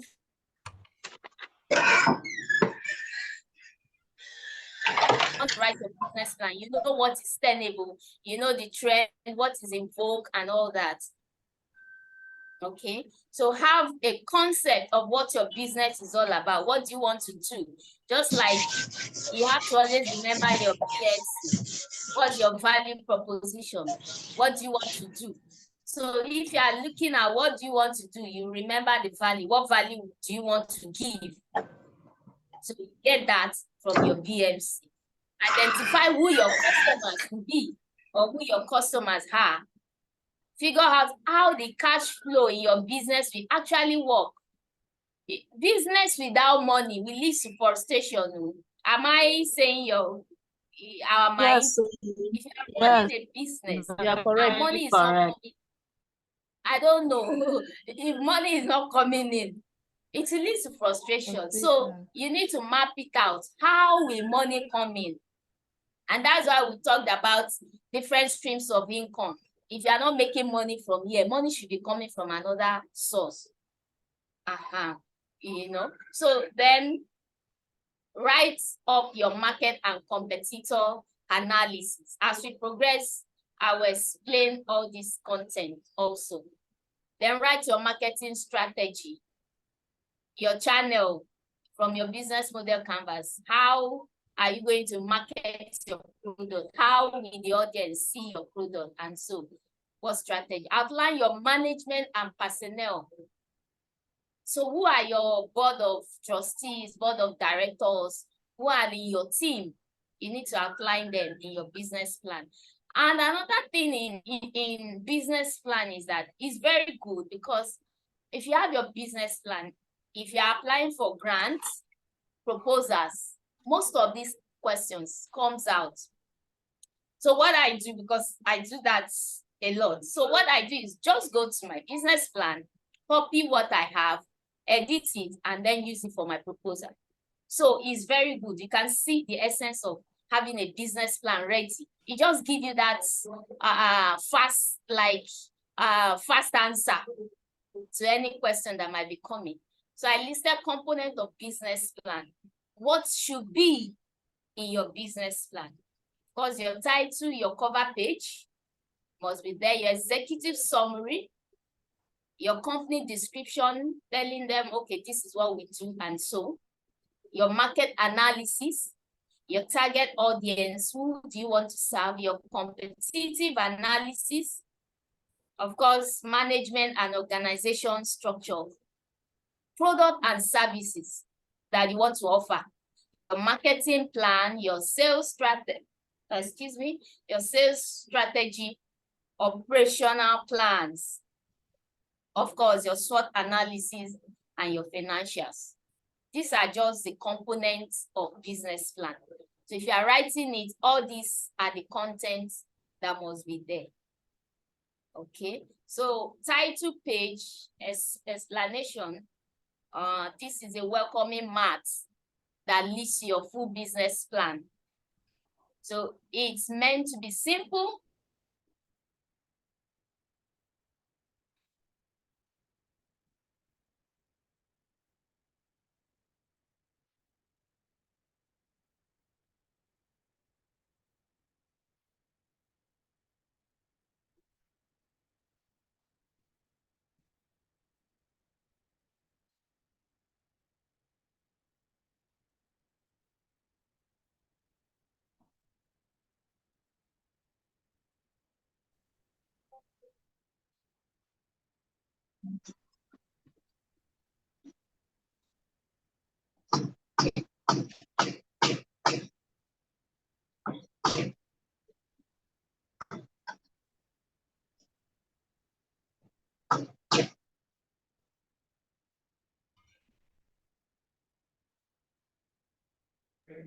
Facilitator just got a bit of glitch. She's off the call, the network.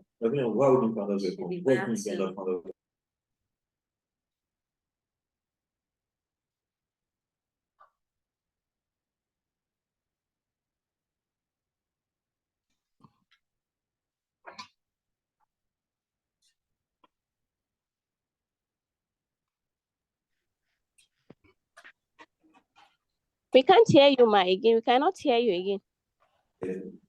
I just said the facilitator got kicked out. It's network issue.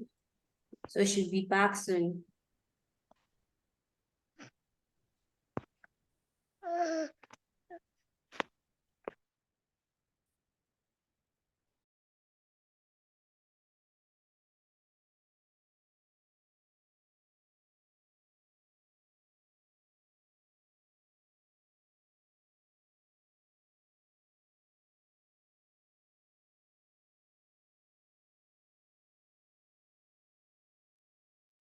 Hello, can you all hear me?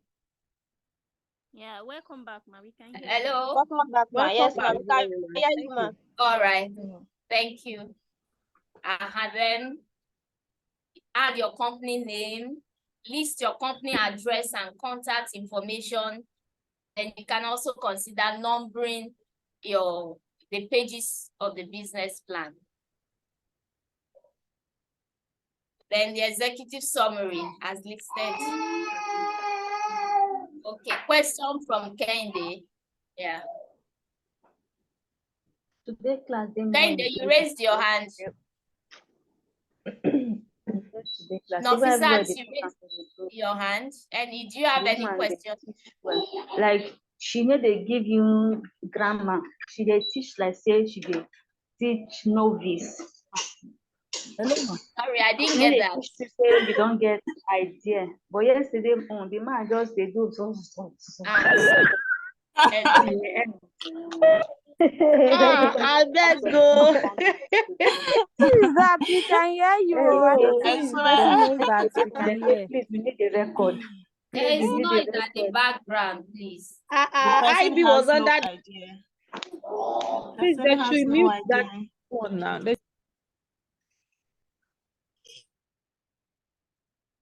Hello, are we good now?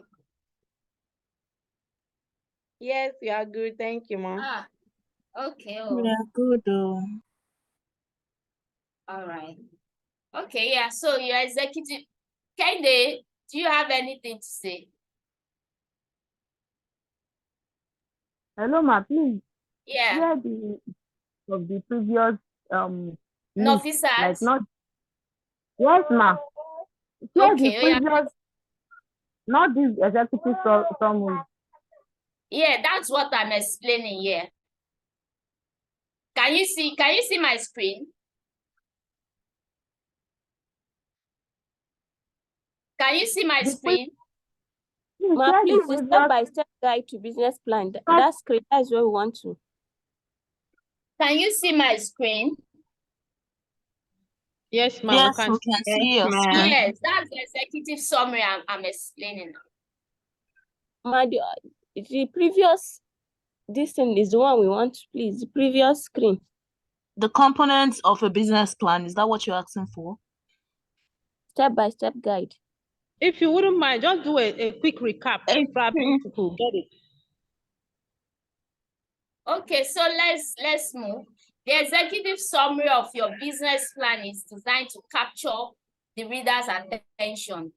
Okay, so that's the first page after those title page and the like. So you should capture anybody that is reading it to know, wow, I love this business. I love the concept. I love the idea and the rest. So it's an overview that briefly explain your business, your mission, your product, your team, the problem you are solving, the target audience, and key financial information briefly. Just briefly. There's a program like that. Okay, there was a program I had one time like that, and they requested for just business summary, not even your business plan, your executive summary. So if you are sending the situation that you are sending only your executive summary, it could come in 2 pages or 1 page. If you are sending it, so just make it brief. Executive summary, you summarize, it's like summarizing the whole of your business plan in 1 page. That's what your executive summary is. So in writing your executive summary, ensure to focus on providing your information in summary. When you summarize it and they read what they've read that information, if they want more, they call you. So that's just the secret behind summary, executive summary. It's just short notes about what your organization does and so you keep your language strong and positive. Keep it short, no more than 1 to 2 pages long. And you must tailor your executive summary to your audience. So if you are asked to submit your executive summary for maybe, let me just say maybe for a fellowship program, there's some fellowship program that attract grants. Yeah. So they say, okay, send me your executive summary. So it must be short and short so that when they read it, but well detailed, short, detailed information, so that when they read it, they will want to ask for more. So after the executive summary, they can say, okay, wow, we love your business concept. Send the business plan. This comes to play when you are sending a proposal to an organization. Yeah, so that is when executive summary comes, or maybe you are attending a program, international program, and they want to view your business from you. So they also request for executive summary. Then you describe your company, what do you do? This is the second piece of a business plan, similar to the executive summary. So it should also be short and simple. So when you are writing this, you start by laying out in simple terms what you do. That is, tell what problem you will solve or you are solving, need you are satisfying, or want you are fulfilling or you will fulfill. So you can write a business plan even if you have not started that business. Yes. And you can also have started that business and write a business plan for that business that you have started. So it's a two-way thing. So before you can begin to explain your product or service and how it works, you have to lay out the value you intend to create. So what value are you creating from that Zobo? So instead of saying, instead of listing something Zobo, you can just say, we have a nutritional benefit drink that when you drink that drink, after taking that drink, you will ask for more. So, when I read that, I was like, oh, I will ask for more. Yeah, now let me see that product. So there must be a captivating word about the value you are giving. Okay, so the bottom line, you must be able to concisely state what your business does and for who. So you cannot have a business plan that talks about agri, food, and you are submitting it to a project on fashion. That's wrong idea. So you have to know who you are sending your business plan to and tailor your information to that audience. So your mission statement, this explains what your company wishes to do, your objectives. You should clearly state the purpose and measurable goals in simple sentence. For example, our mission is to maintain a friendly, fair, and creative work environment which respects diversity, new ideas, and hard work. Mission statement should be between 1 and 3 sentences and never exceed 100 words. So it should be short, catchy, action-focused statements that encapsulate what your business does and what its values are. So let me just take some companies' mission statements here. Let me hear your own mission statement. Kende has been raising her hand. Let me hear your mission statement. Kende Farm. Kende Farm, your mission statement. Olayinka Christopher, your mission statement.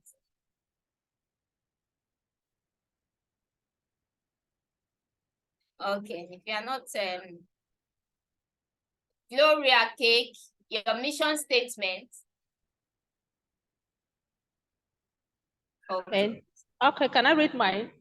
All right, yes, please. My mission statement, here we said, we are passionate in offering and delivering fresh and healthy products. Health products with a good shelf life. Yeah, that's awesome. Any other person, mission statement? So that's how it should be. Mission statement should be short, simple, catchy, very simple and short. Then your products and services, what are you offering? So in this aspect of your business plan, you tell about how the product you have designed or how the service you have developed is going to address a customer's problem, customer's need or wants. So you list those products clearly. You have a tomato paste, you have a grounded pepper, you have a crayfish, grounded crayfish. So what problem is it solving in soup? So you list the value. What we crayfish do? in that your soup, you list them. So you gradually add more detail or build upon how your product or service process works. Maybe how you can use this crayfish. Okay, when you open it, after using, close it very well. So you state all the usage of those products. Okay, so after writing a thorough description of your product or service, you can move on to introducing a technical description of your product or a detailed statement of how you will deliver your service. So you can now say, oh, we are going to deliver. If you order online, we deliver within 1 hour, we deliver within Lagos and the likes. Then same business plan, market analysis. All right, so market analysis helps plans your approach to understanding the entire market. You first understand the entire market. In that agri space, you need to understand the global market. What is the global market? Then you bring it down to, okay, Nigeria. What is the market for agriculture in Nigeria? Then you come again to Lagos or Abuja, or where are you? You say, okay, what is the entire market for agriculture in Abuja? Then you come further again. Okay, what is the entire market for agriculture at Ikeja, your locality? Okay, again, you come further to your street or to your area. Then you look at the entire market in your area. How many shops sell the same products?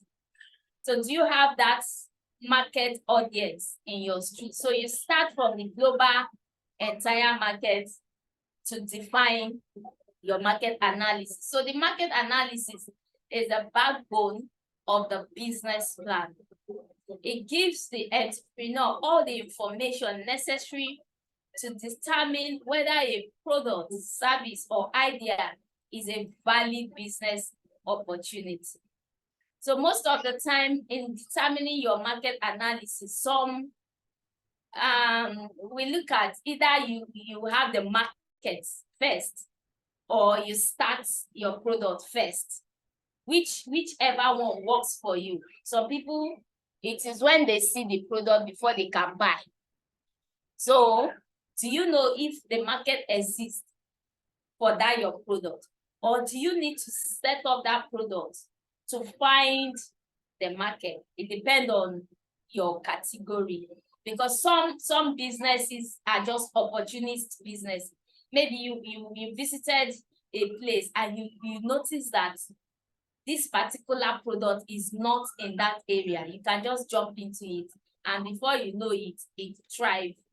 So in so doing, that means the market was there, but the product was not available. So you jump into the opportunity of that market, available market, to thrive.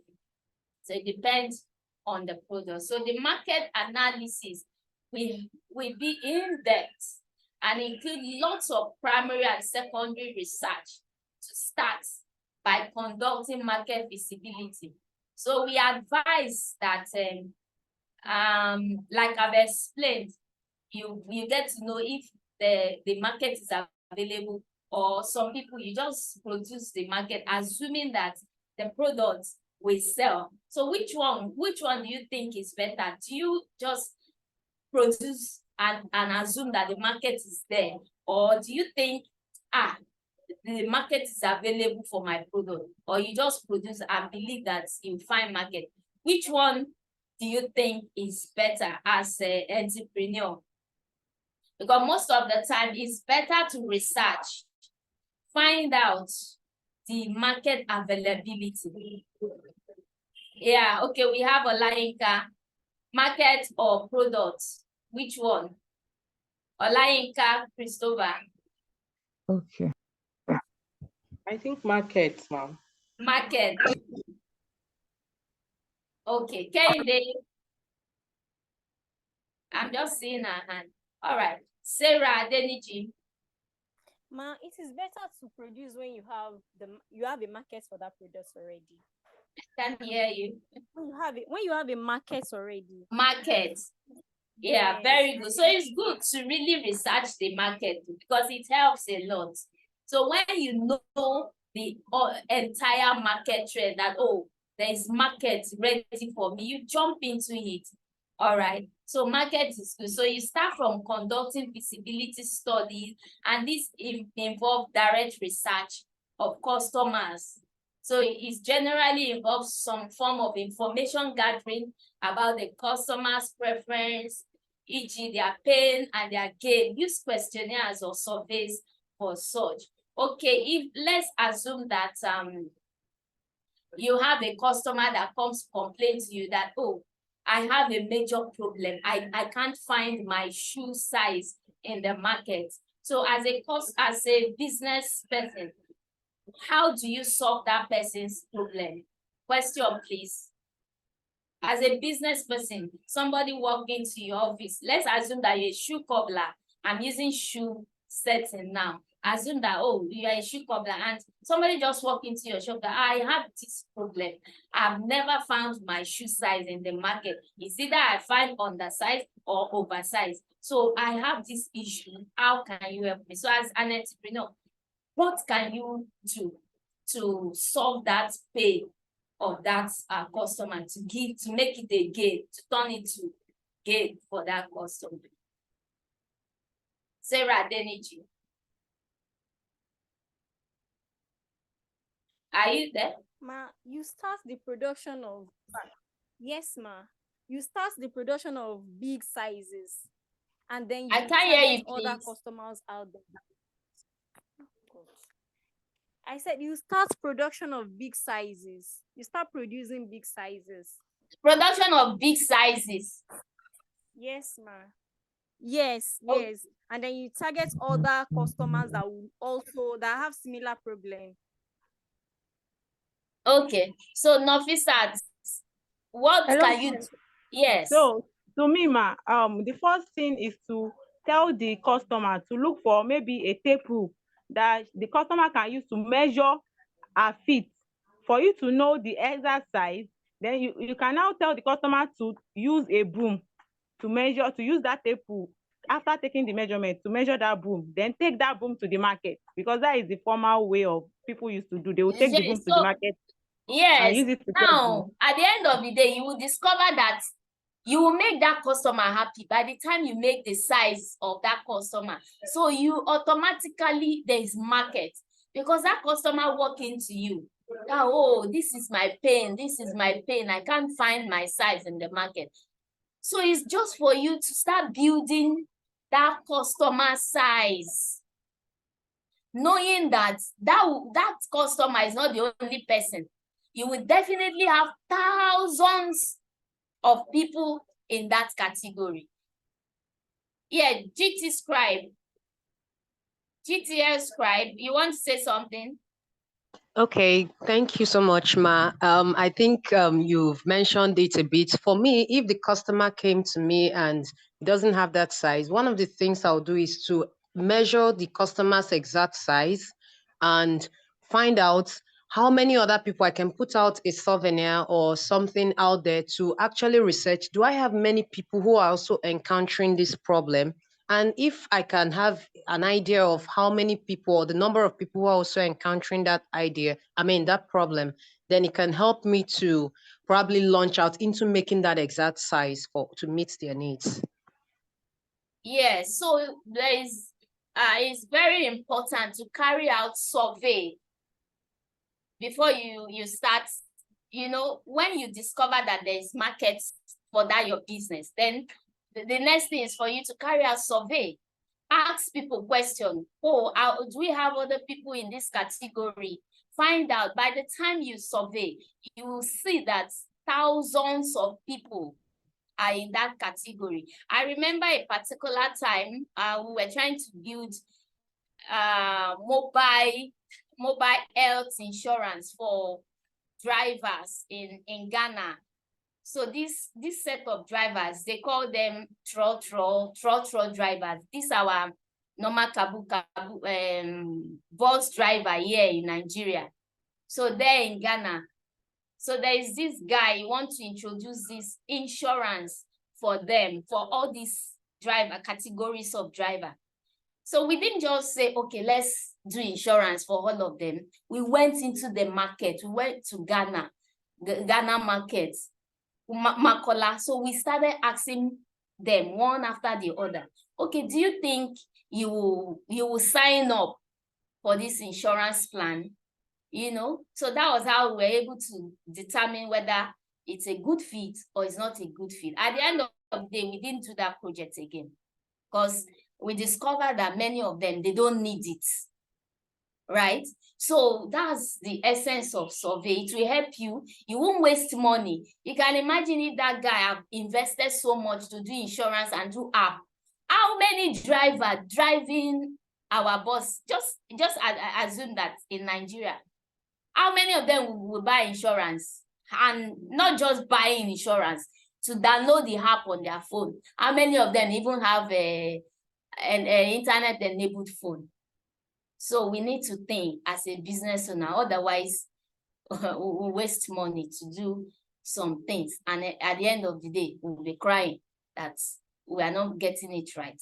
So that's it. We need to really understand what we want, the problem we want to solve, from the pain of the customer by you providing gain for the customer at the end of the day. So who are your target customers?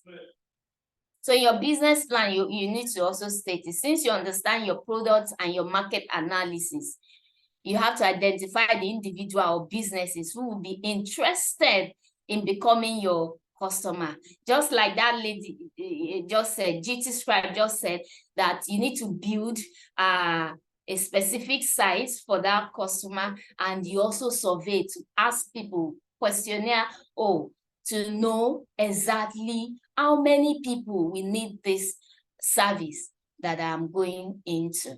So of course, very important. So your product or your service will solve a problem or satisfy a need or want. So we don't just go into business because we want to make profit. Fine, it's good to make profit. But let me tell you one secret of getting grants. If you want to get grants, they will ask about the impact you are making in the community rather than the profits of that business. So you have to also be wise in this target customer. So you must be solving a problem. That is the impact you are making. So if you are producing oil, for instance, and they say, okay, what is the problem your oil, your red oil, palm oil is solving? Oh, you are solving adulterated issue around people eating adulterated oil. You know it can kill, right? So you can tailor it around that area. Yeah, Osh, please say something. Thank you, Ma. Please, I have a question. Okay. So if I'm in the fashion fashion industry, yes. And my unique value proposition is that I'm able to provide outfits to people at reduced rates compared to what they would get elsewhere. Would that be like an impact? Would that be a good impact? No, you can't call that an impact. Do you know why? You can say the impact in your fashion line is maybe you have this traditional wear. Okay, you are promoting this you know, Adire is raining now. So you can then say indigenous fabric. You are trying, so the impact now is to the economy, because by the time we patronize indigenous fabric, you are promoting the economy, because the money that comes from that is going back to the economy. You are building your nation. You are contributing to the growth of your own indigenous. So we are not using made in UK, made in, you are using your own, our own fabric. The impact again around fashion could be like, oh, you are training people on how to craft a design. That's impact. So it can then be like, okay, you are running it as a subsidized rate. And you must have a focused audience. That's for the training now. You are focusing on those who are unemployed, those who after training, they are going to be employed. So you are creating employment, that's impact. Do you get it? So Yes, you're ma'am. creating Thank you. employment is impact. Yes, it makes a lot of sense. Thank you, ma'am. Yes. Okay. All right. Okay, so as such, we want to identify the characteristics of your potential customers, the segment, customer demographics, the age, the gender, the status. If you are sewing, is it just ladies wear? Identify it, through questionnaire, age, gender, how old. Are you doing fashion for clumsy women and so, or slim people and the like? So you need to also know that age bracket and so gender, their status in the economy also matter. So remember, your whole objective is to make money. Now, the hidden factor here is that our objective as an entrepreneur is to make money. But if you want to apply for funds, yes, you project impacts. So you don't even talk about, they know that you are going to make more money, but you don't just say it. So you be silent about that money. Do we get that idea? That's it. Because if you say you want to make money, they say, oh, fine. So since you have an idea to make money, go and make money. We want to promote, we want to help, we want to scale up those who want to make impact. Except the funding is for purely business owners, because we also have funding for purely business owners, not impact makers. So if you are looking for funds, look at the questions very well. Is it purely business owner or impact makers? Understand that two aspects. If you are applying for fund that is talking about for business owners, then they will be asking you your profits, your financials, everything will really come to play. So that's the difference. For impact, they want to look at how many people you have trained, numbers, and the likes. All right. So now, competitive analysis. Who are your competitors? We all know that competitors are the barrier to business entry. So how will you at least have your own share, even if you cannot beat them? Do your own. The business is very large. Take your own share. Let me also take my own share. If I cannot beat you, that's why we say collaboration is the main thing. It's a new language now instead of competition. But in your business plan, they want to see that competitive analysis aspect. They want to know if you really know what you are doing. They want to know that, okay, especially for funding, they want to know that, okay, are you sure we are not going to give you money that you won't even give us strategy or how you are going to compete with your next neighbor? Okay, so this is also very important. So in this session, you will need to identify all of the aspects of the market that could keep you out. So if you are saying competitors, who is your competitor? In business plan, we also list competitors. So is that competitors on your streets? You need to know so that you know the race you are running. Is that person doing the same thing that you are doing? Because fashion now, I see that fashion is just everywhere. Am I right or wrong? Fashion is everywhere. So who are your competitors? That means you have a lot of them. So how do you want to get your own? Yeah, somebody came to me and that was a complaint, that how will she survive in this fashion industry? Because competitors are just too much everywhere. In one street alone, you can have 5. You can have, you know, fashion, fashion, fashion. So how do you want to compete? All right. So this, you need to think and know how you want to compete. So maybe I should pick somebody from fashion. Let me hear you. How are you competing in this race? Because you definitely have competitors. Everybody have competitors.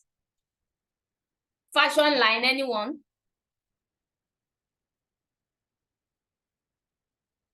Hello? You have my fashion designers now. Please, I can drop a suggestion, although I'm in transit, so I'll just drop only one. Just like you have mentioned. So my range of products has gone into the native wears, right? Native wears, ready to wear. So I ensure that I have ready to wear outfits. Idire, Ankara, ready to wear. But my competitors are a lot of the big names, and they sell at higher price. So what I do is to try to reduce my costs and sell mine at slightly reduced price. Yeah. So at least you are sure that they are not beating you out of the market. You are still taking your own fair share. No matter how large it is, even if it is 1% you are getting. Yes, even if it is 1% you are still getting in the whole of the industry. Make sure you are getting your own fair share. That's the way it is. They must not push you out. That's just what competitors and competitive analysis means. Faith. Okay, so I'm into bag making, and Yeah, my into what? competitors are bag making, fashion, leather bags. Okay. Uh-huh. Yes. So my competitors are Ohiolo Lagos and Andreyama, by far, and there are other brands too in Nigeria. And these are locally based brands I just spoke about. Okay, so what are Yes. you doing that they are not doing? Or what are they doing that you are not doing? That's how to identify it. If you are writing this aspect. Okay, what they do that I'm not doing?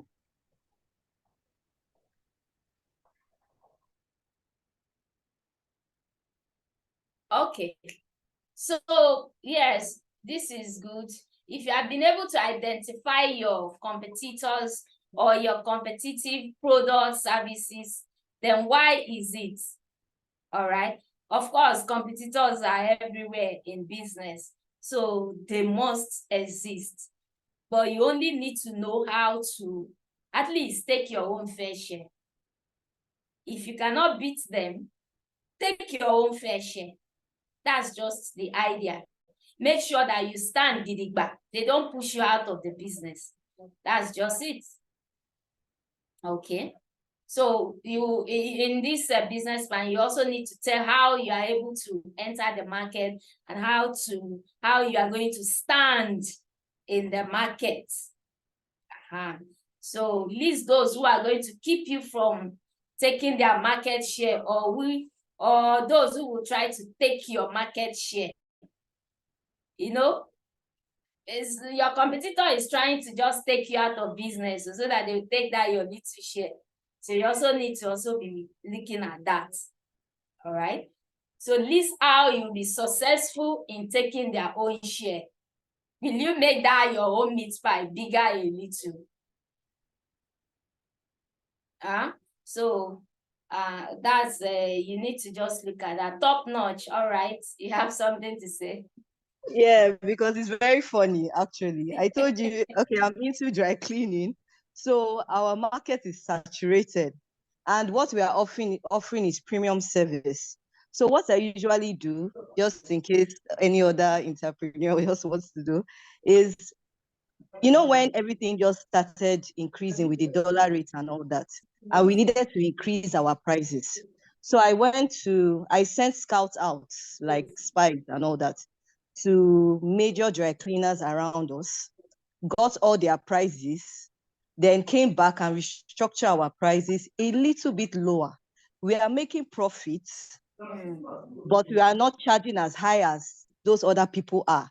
So when our customers come to us, okay, we have increased our prices and all that, we say, our prices are very fair. Please check next door, check the other dry cleaner, and you come back and know that our prices are lower. So when they than... now come back, that is when you do your own shakara.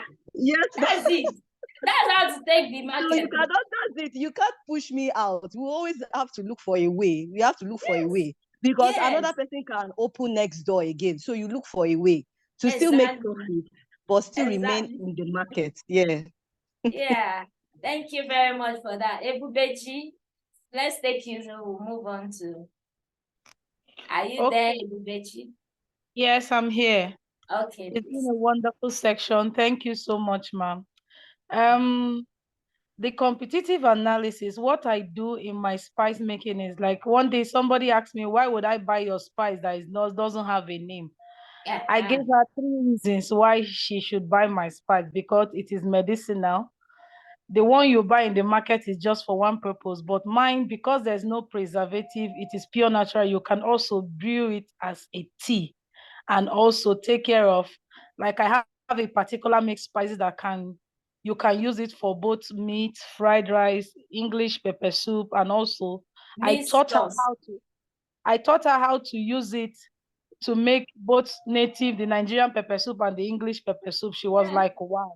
So since then she became my main customer since I get to know her. We have to remain in that business, so nobody will push us out.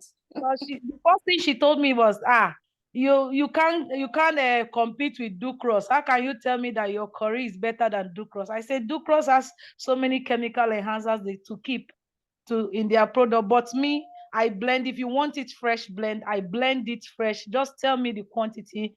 I have raw materials already toasted, ready, just blend and package for you, so you are sure of what you're eating. She said, wow. So that is what I do to remain relevant and to be in the competitive business. That's awesome. Thank you very much. So that's it. You have to just remain in that business. Nobody should come and push you out. So who will be your competitors? You also need to know who your own competitors. Haven't identified who your own competitors are. You need to identify who will be your competitors. So here you should prepare an exhaustive list of the players who will compete against you in your immediate, relevant, and prospective market. So it's good to just survey, check around your area, maybe your streets, maybe around you, to know who are those people who are doing the same thing that you are doing, and just to check to know what they are doing, how it is, just like Top Notch said that, okay, go and try the other shop. So definitely she has gone to the other shop to ask about their price. So we also need to know that. So list each competitor's name, their location, and give a brief profile of their product or services. So if you're writing your business plan, you do that in that document. So classify the extent to why the competitors are the greatest threats. Like you mentioned, Ebube, Ducros. So why do you think they are the greatest threats to you? So you need to look out, just as you mentioned now, that they use what did you call it? So we have to identify what they use that you are not using. So what you can use to better off what they are using. So you look at the location, the percentage of market they had, the customer base, type of product or services lines, your competitive or innovative nature of the firm. So you can introduce innovation into your own. Maybe when customers come into your office, you offer them sweets or chin-chin. Yes, I've visited people before that they offered me chin-chin, nice chin-chin, or this cashew nuts. Yes. So, cashew nuts is very expensive now, and you visit the company and they are offering you cashew nuts. You want to always go to that office. Or even as little as water. this dispenser water, you can use it to attract customers. It might be just that one cup of water that they are coming to your office to drink is what will make them to patronize you, and you take that share from them so they won't go and give that money to another customer. So we need to also be innovative and look for ways to retain our customers. So explain how your product or service is superior, so against each competitor's product or service, such as your design, your speed, your ease of use, your dependability, your price, your customer service, like I said. So it may be useful to use a table listing the attributes of the product side by side. So you put top notch, what are your own attributes? Then you list the other organization, what are the attributes of the organization? And your management structure. So you need to outline your organizational structure and then tell about the duties of the team, how your business will be managed. So you have a name, what is the duty of that person, the title, what would be that person's title? Is it HR? Is it a production manager? Is it a wardrobe manager? And the like. So what are the responsibilities? What primary responsibilities does that position entail? Qualification, they have BSc, MSc, and the likes. If you even apply for NAFDAC, they will ask you to send the qualification of your production manager and the like. So if you have it on your management structure, you just, get it done. So then I recommend that you create a formalized flow chart demonstrating hierarchy of authority within the business. How do they report? Do you have this reporting channel whereby junior staff know where they belong, senior staff know where they belong? Or is your organization just a friendly type that anybody can relate with each other? The junior staff can address people. There's some organization, they don't even use sir or ma, they address you by name. So you need to have all this so that communication will go. When I worked with Chamber of Commerce, a Nigerian American Chamber of Commerce, then we just address. So instead of we saying Madam Sal, so we address by title. So I want to refer to my DG, I just say DG. If I want to refer to my director, I just say director of program.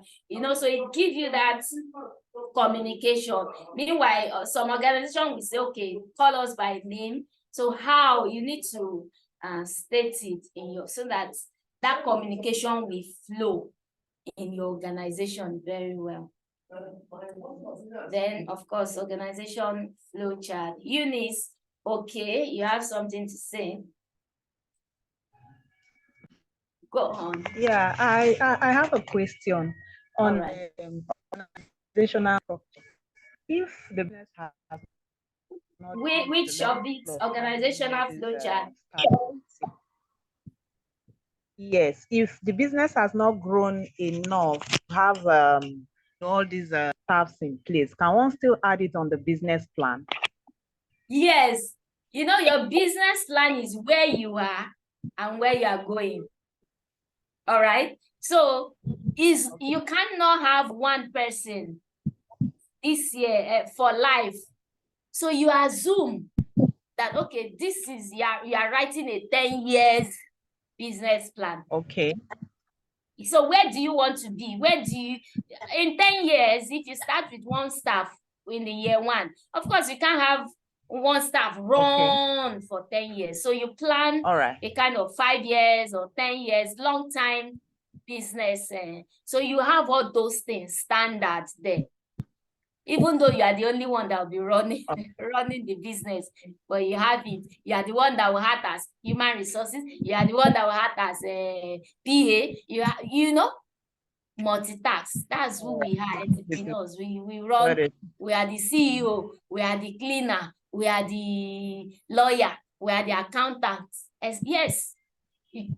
Small business, that's how we run.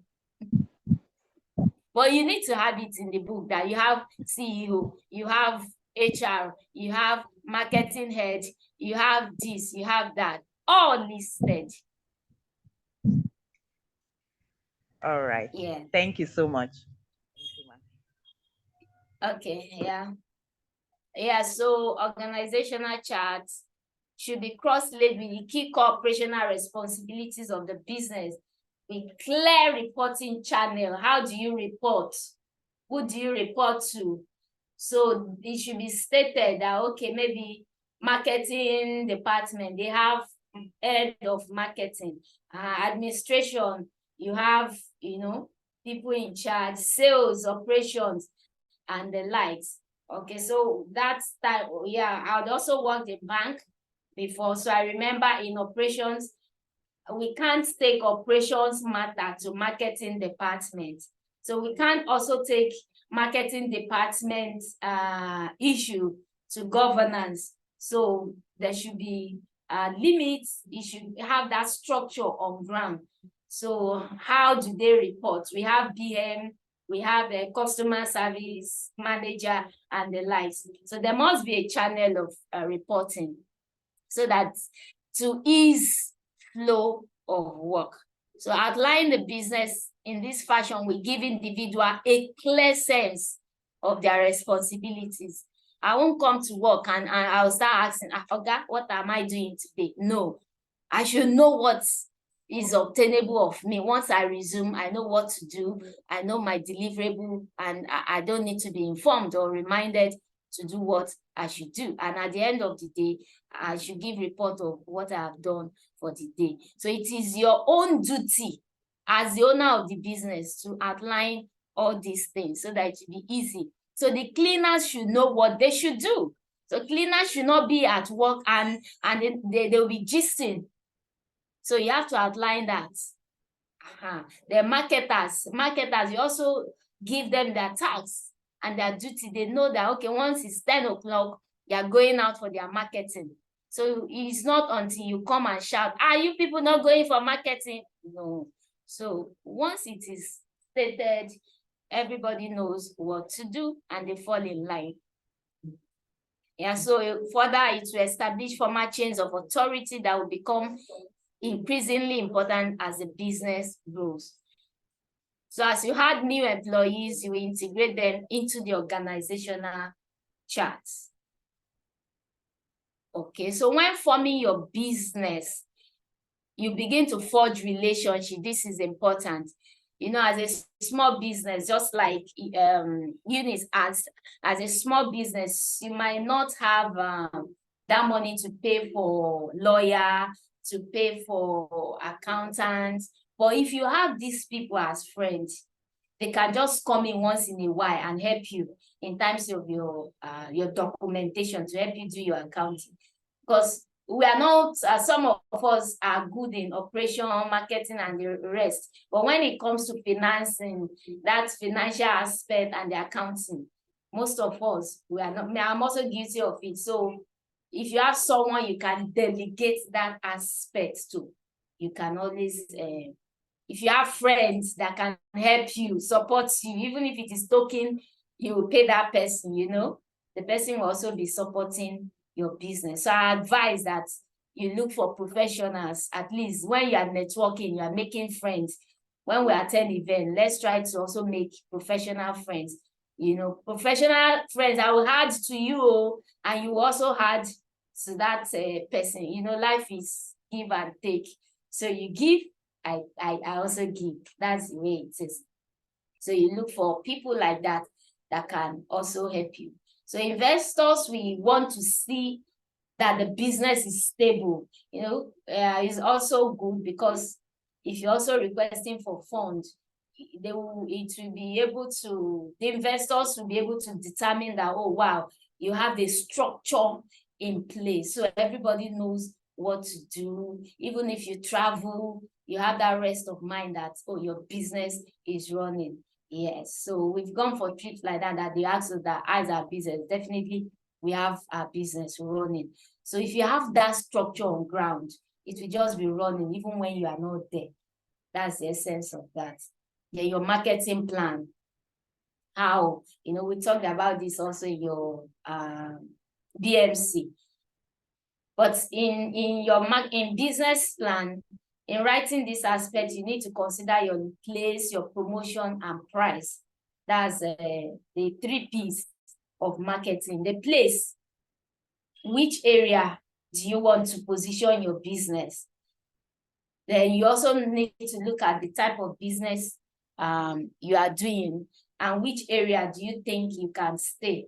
Do you want to stay on the island or mainland or where, you need to also consider the place. Is it a online business or do you have a physical store and so? Then of course, promotion. Promotion also is a very good way to advertise. You can do trade shows, catalogs, television, radio, signboard, billboards, and the like. So, but if you don't have money for all that, of course, we have our own social medias, such as pay-per-click, advertising, Google paid adverts, your sales site, if you have a website, a professional service listing site, like the Yellow Pages. How many of us have heard of the Yellow Pages? Hello, who am I? I'm exceptional. I am exceptional. All right. So how many of us have heard of Yellow Pages? Yellow Pages. Yellow I Pages. heard about it. So you can list your business on Yellow Pages. It's a very good one. Those international businesses look for local Yellow Pages. You can search for it online, register on that platform. So you can publicize your business on that platform. Then the last point is the price. How much are you charging? As part of the marketing strategy, you will determine whether you are the highest quality, lowest price, easiest to use. So check the price with the other competitors to know if you are charging high or you are charging low and the likes. So whichever competitive advantage that you hope to achieve and promote, of course, you need to price the product accordingly. Okay, so the first step is to determine if customers are willing to pay for your product. Admin, can you please mute noise on the ground?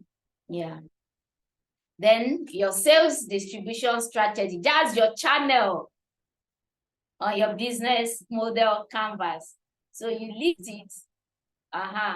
So your marketing strategy, how do you want to deliver value?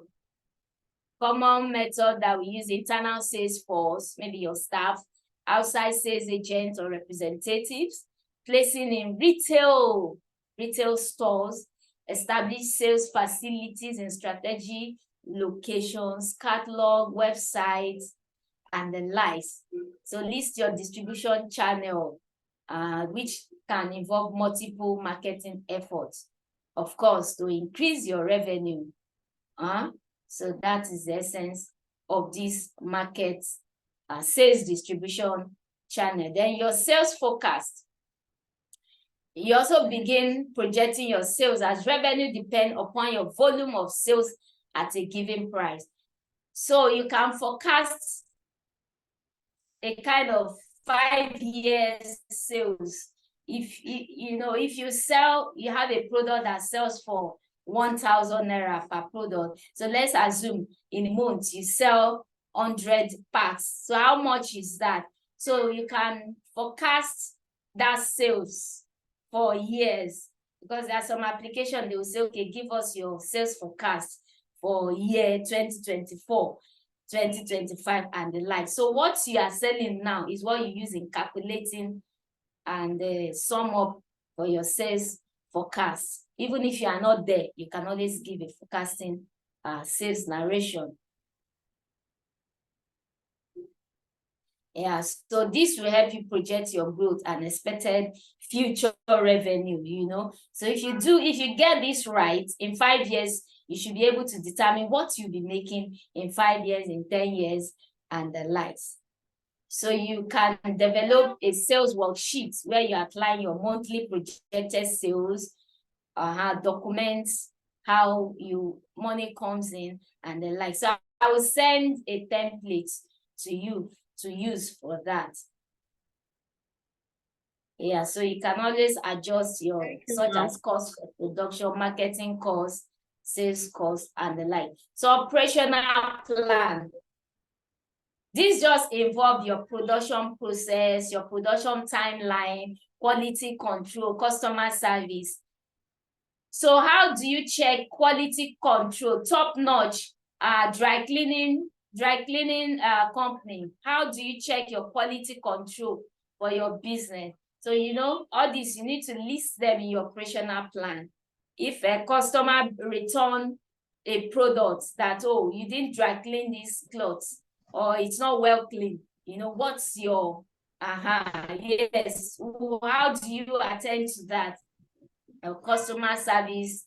So maybe let me just hear you on that before we move. So it's straightforward, your production process, your production timeline, quality control, your customer service. That's what we have in operational plan. So let's hear from top notch.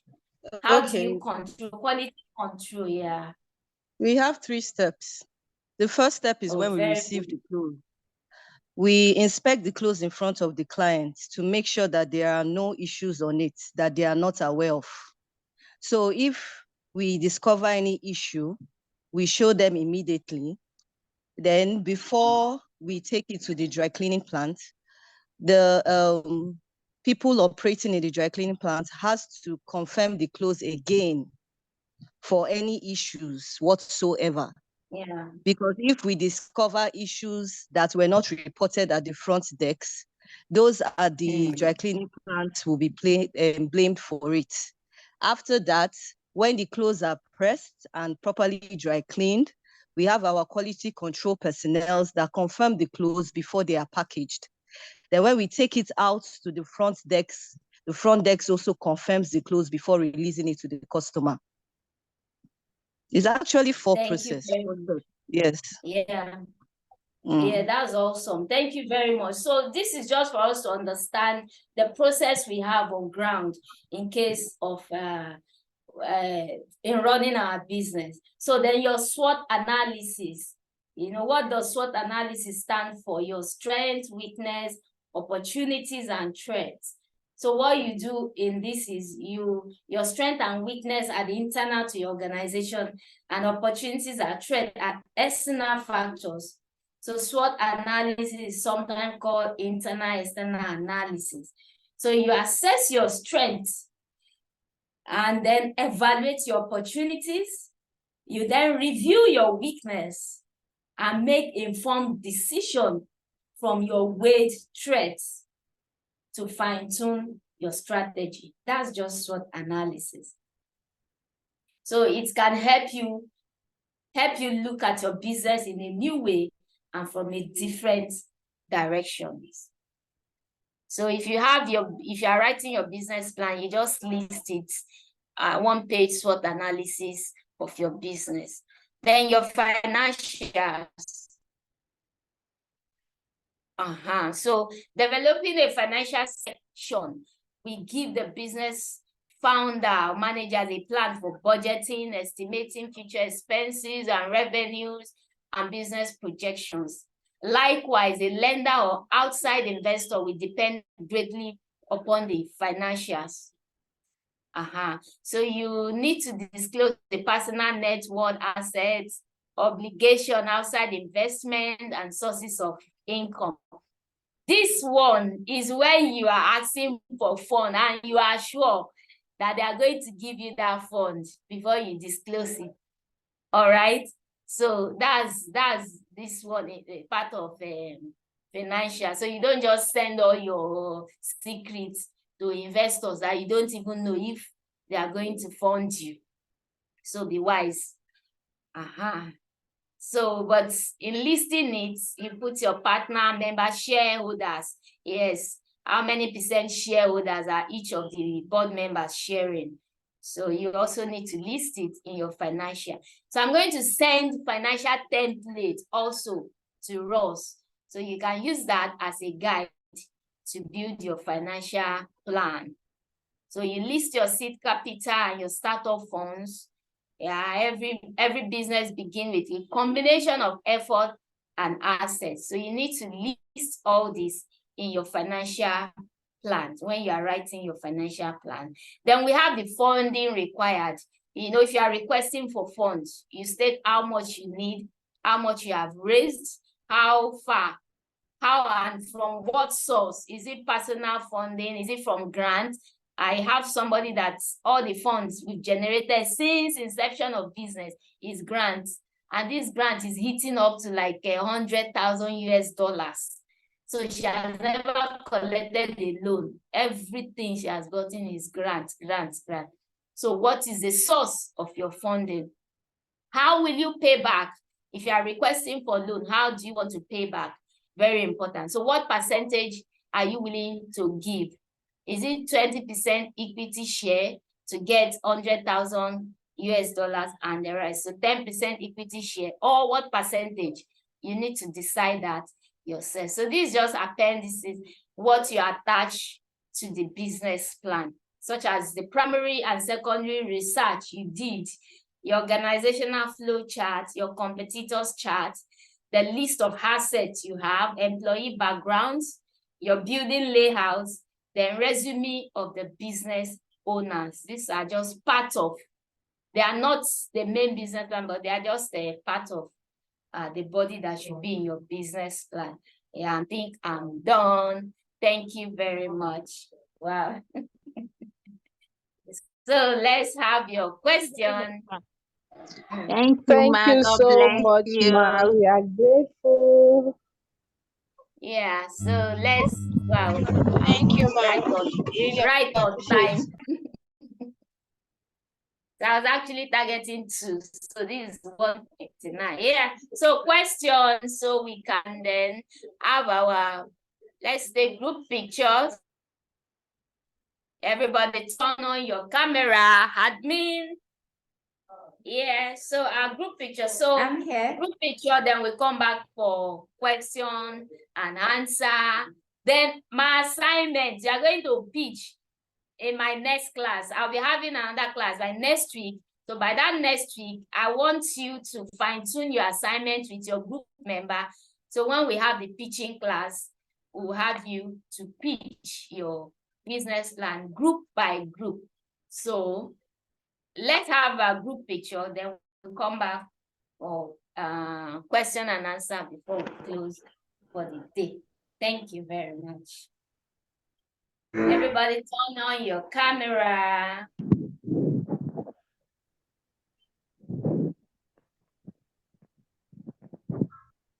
All right, I usually give out my LinkedIn profile, but recently I was blocked from LinkedIn. I don't know why. I've been trying to send them messages to see if I can have my profile back, but I've discovered that they are not responding to me. But otherwise, so I can't access my LinkedIn, but I'm Julie Obi on LinkedIn. You can access it externally, but myself, I can't have access to that link. So I'm looking at creating another LinkedIn and start building up again. But it's fine.